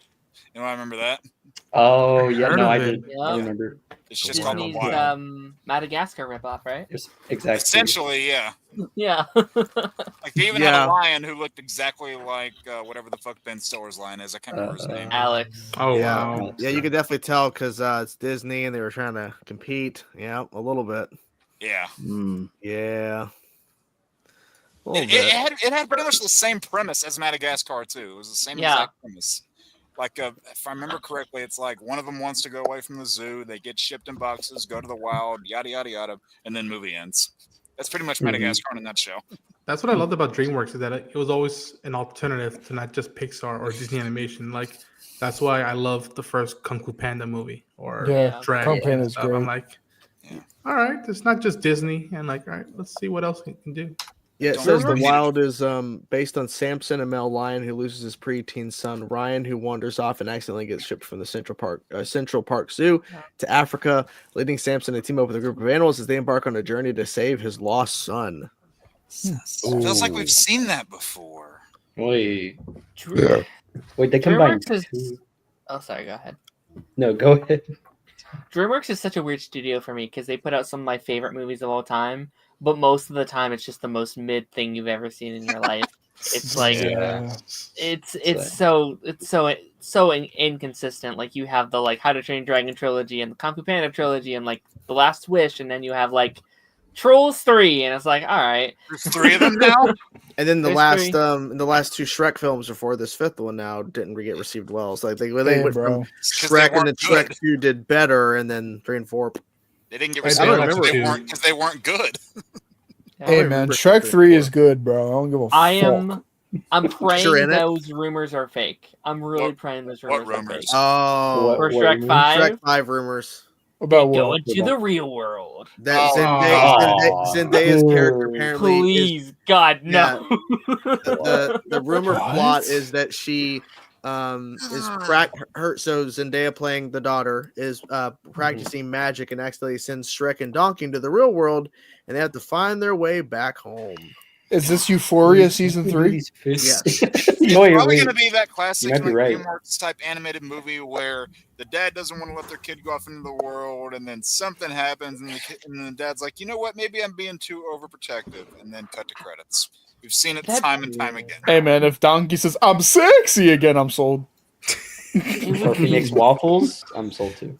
Yeah, man. It'd be so frustrating because I think the thing that's most interesting about Shrek is its world and its like fairy tale universe. Yeah, hey, if you strip that entire thing away from it, it's like what's the point? What's the point? Tired of that premise. Yeah, I don't want to see Shrek and Donkey on cops. I want to see them on nights. Tonight, oh night. Yeah, the cops rip off. What was that, the second movie? That's not mine. Yeah, that's not mine. Did they not do like a rip off? Instead of pepper spray, there's cracking pepper. They did that O.J. Simpson joke. with the white Bronco. Off of Mission Impossible too. Whenever they're getting them out of the jail. Yeah. Yeah, they did with Pinocchio. Yeah. Yeah, and then it's like it's a they're briefs. No. Jesus Christ. Those older movies were so good. Yeah, they were. I still think 2 is the best one. Yeah, 2 is great. I like the third one. I don't fucking care. Justin Timberlake with fucking Merlin and shit. No, I like that one. Timberlake is in it? Those yeah. Yeah, he's King Arthur. Mm-hmm. Oh, nice. And then fucking Prince Charming. I like Prince Charming. He's fucking hilarious. He's so stupid. I love him. Does Justin yell out, "I'm CEO, bitch"? No, that was a missed opportunity. Is 3 the one where he also doesn't sing "Sexy" back, which is kind of a bummer. What Darren? God damn it! What was that, Darren? Is 3 the one where the dad dies and there's that meme? Where it's yeah. Like, I thought that was funny too. And then he played Live or Let Die. I'm dying. Yeah, I'm dying. The fucking edit's amazing. I don't know. I'm not saying it's a great movie, but I like Shrek 3. It's funny. And fucking what's his name? Isn't what's his name Rumpelstiltskin in the last one? Yeah, that one I didn't even watch. I didn't even watch Shrek 4. I think it's okay. I have to watch it. I know that's the one that has Duty Roar. So, yeah, 1 and 3 were both kind of boring. But then again, Bring back the Fairy Godmother, dude. I don't know. But I'm the guy who also loves the first Puss in Boots. I see a lot of people shit talk that movie. Yeah, I didn't like that. That's all right. If you like the first one, you'll love the second one. Then. Yeah, like, well, that's good then. It to me blows it out of the water. Like it's night and day for me. That's what I've heard. That like the Puss in Boots films were some sort of the successors to the original Shrek films. At least that's what I've heard. But like, some would argue they surpassed them. Yeah, I've heard that too. Out of nowhere, like no one was expecting like Puss in Boots to do anything. It's like it's been like 10 years, no marketing, and we're like, I guess. And it came out, it was like, wait, is this the best one in the franchise? Like this is crazy. Didn't it get like? I can't remember. Did it get like a nomination for animation or something? Best That's Picture. Yeah, it was up for Best Picture. In the midst of the Spider-Verse and what other movies? Yeah. I think it's my favorite movie of that year, of 2023. That sounds right. You know, Johnny, I've seen people make that. So I've seen people make that sound right that you just did, and I cannot believe that I'm actually saying this sentence, but they want to think that the people that were making Across the Spider-Verse took that sound from TikTok edits and applied it to the film, rather than that actually being a sound that's in the damn movie and then is used for edits. The fact that I genuinely know people who have that warped around in their mind, I just roll my eyes back so far back they hit my anus. Yeah, no, I made that sound for the movie and then it just got popular on TikTok. That's canon. Yeah, as a canon event, yeah. Yes. Yeah. Canon event. Mm-hmm. Canon event. There you go. 10 out of 10. Love it. Damn. And there still isn't a donkey spinoff. I was gonna say, if you want me to keep making there sound effects, I can keep doing that too. Wait, if you there want is to pad out the runtime a little bit. Yeah. You'll actually pad it out. Yeah, pad it out real quick. We're getting close to. I think it's to 12 days now. I think. I didn't know they were making one, Darren. I was just joking. They did. Yeah, they announced it. I think late last year. Wow. It was Shrek 5 and a donkey movie. This took them long enough. Donkey. Yeah, kind of late. I'm afraid that's going to be too much of a good thing. Like we've seen what like a Cars 2 situation where it's like Mater, too much Mater. You have those characters that just work better in small doses. Puss in Boots was a different thing because there's a whole other world you can explore there. Donkey didn't really have that. I only would want a Donkey movie if Charlie Murphy was alive and they could have Charlie Murphy be Donkey's brother and then just have Eddie and Charlie Murphy go back and forth. Make it R-rated too. I only want the Donkey movie if we cast Will Smith. Ooh. Yeah, that's fair. And Chris Rock. I'll never forget. I remember watching, I think it was a CinemaSins video because Chris Rock and Jada Pinkett Smith are in those Madagascar movies together. And they are, yeah. And then Chris Rock says, his character says something, Jada Pinkett Smith's character laughs, CinemaSins goes over it and goes, I guess there are jokes that Chris Rock makes that Jada Pinkett Smith likes. No, dude, one of these ceremonies following the slapping, I remember Eddie Murphy making a joke of like, let me give you all some stuff that I've learned after all these years of being successful. Pay your taxes, mind your own business, and keep Will Smith's wife's name on your motherfucking name. That was at the Grammy Awards, Eddie. wasn't it? Yeah. Yeah, it was one of those awards, and I was just like, oh, Eddie. Yeah, that was great. And then they fucking do that thing in Deadpool and Wolverine where they talk about Canada. About Canada? Yeah. That that's a joke that's gonna age so badly though. Like in I 5 years, know. people are gonna be like, "What does that mean?" I don't get it. Yeah, it fits so well for current time. It fits so well. Yeah, but to be fair, one's kind of the same way, where like some of those jokes were really funny back in like 2016, and now it's not that it's not funny, but it's like a little aged. Yeah, I deal with that whenever I rewatch Rush Hour. The first two, I'm like, there's some jokes that I'm like, oh my gosh, but it's dark humor, and I'm like, well, not even dark humor, it's fucking messed up humor. And I'm like, it's funny, like you, me, him, all your motherfuckers. I'm gonna kick you off. Yeah, we had. I'd never seen those, but we had those on at the shop. I watched those movies, but we had them on at the shop, and I would like just hear Chris Tucker start yelling random things. I'm like, that's fucking funny. I was like, that would not be in a movie today. But I was like, but that's fucking funny. No, they would not have the balls to put that in a movie today. No, some of the shit he says in those movies are fucking nuts. It's hilarious, but like, they're fucking great. Damn it! Now I have the whole scene playing out in my head. No, you don't. And Chris Tucker and Jackie Chan. I need to go to bed. Same, man. Same. Yeah, I gotta do it. I got a 4.5 hour drive ahead of me tomorrow. So. Oh yeah, you're leaving tomorrow, aren't you? I am leaving. Leaving you all fucks behind. Yep. I'll blame you. Yep. White. All right, we're gonna wrap it up here, boys. All right, we're gonna go down the line. See where we can find everybody. Phil. There, everywhere except that cesspool Twitter, Vero Threads, Instagram, Blue Sky, YouTube. You can catch me here every Wednesday. You can catch me on the Party Nation every Tuesday. You can catch me on the vodka stream every Friday. That's after my own show, Friday Phil, 4:05 Pacific Standard Time.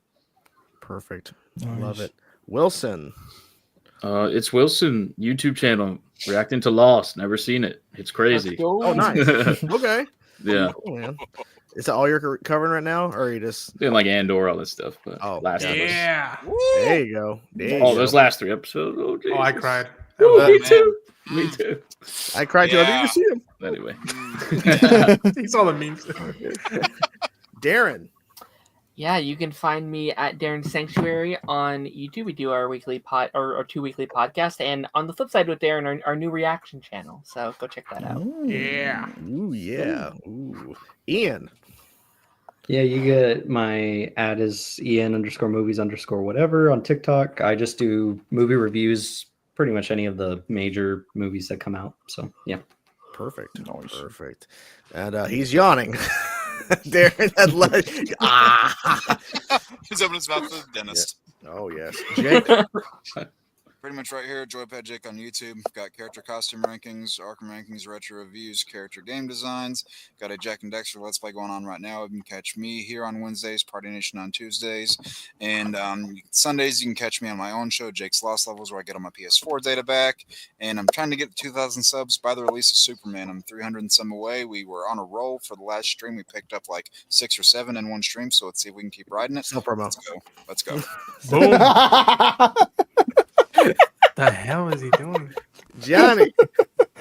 You can fucking find me on other people's channels more than my own. Like, go fucking subscribe to Chainsaw and Ronin. You'll see me there more than on my own channel. But yeah, Johnny Bravo 6 on Twitch site, stream occasionally. And at some point we will get back to Music Mondays, which I have a playlist for Johnny. He's not ready for. Oh no! Oh, I'm excited. Oh yes, D Money. Oh, he's here. I forgot to. That's because no one gives a fuck.